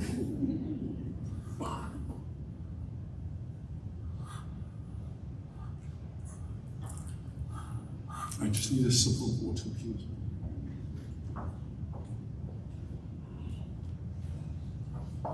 It's a short one. It's a short poem. So this is not, I'm drinking a sip because it's a long poem. Living a large life. An amazing, beautiful soul left this world today. A gaping hole echoes through all eternity as we mourn your loss. Why, Eusebius McKaiser, did you leave us so suddenly? What you have done in your short life, 1,000 could not collectively do. At primary school, you have been referred to as te verfeind, yet as an ordinary prefect, you made the head boy's speech. In days gone by, the young Eusebius McKaiser led the charge for your generation, and you kicked down the door of Model C schools to claim your seat at the table that was forbidden to us for all too long. Your mind made up with crisp clarity that Eusebius McKaiser is here to stay, yet you left us so suddenly. Why? Your brilliance was soon unmasked as genius. You, just being you, necessitated them to relook and reevaluate the monstrous lies of white supremacy. Your presence and the wake of your journey made it safe for more of us that came after you to claim their seat at the table. Eusebius McKaiser was here, so make way for us all to sit at the table. At Rhodes, for whom you did not fall, you danced eloquently and majestically with Ma'at, Temes, and Justicia, and you reminded them what it means to be ek is daigus, with distinctions. Your goose step, so sweet it was that Rhodes himself made you a scholar, and off to Oxford you went, for now you are our very own Don. So now that you are back from Oxford, what will you do? You deliberately stated, I will be South Africa's Tim Sebastian. This was not true, for you became our very own Eusebius McKaiser, an impeccable master that no one dares debate, that not even Sebastian could eclipse. Your books are studied far and wide, and your analysis makes CR's goons quake. On your way to becoming our very own Eusebius McKaiser, you chose to make the Big Smoke your home, with a short breather at McKinsey for some fun. You have surpassed Olympus, and as a force of nature, you carry your Titan's robe with elegance and grace, as all true Titans do. So now you are an ancestor. The three brothers united, embracing as one. You have hung up your golden gloves too soon. Please keep a watchful eye over us all, for Azania must not fall. May your golden gnome, may your garden gnome bless you forever. Oh dearest God, we miss you, our Titan. Amen, amen, amen. Thank you. Okay, let's dance into the weekend after the show. Thank you to every producer, every listener.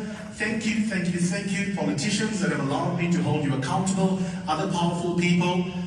What is there left to say other than thank you for many years of fantastic radio on the 702 platform. I'm going nowhere. I'm shifting platforms. I'll tell you on social media over the next couple of weeks. But in the meantime, let's jam to Jerusalem.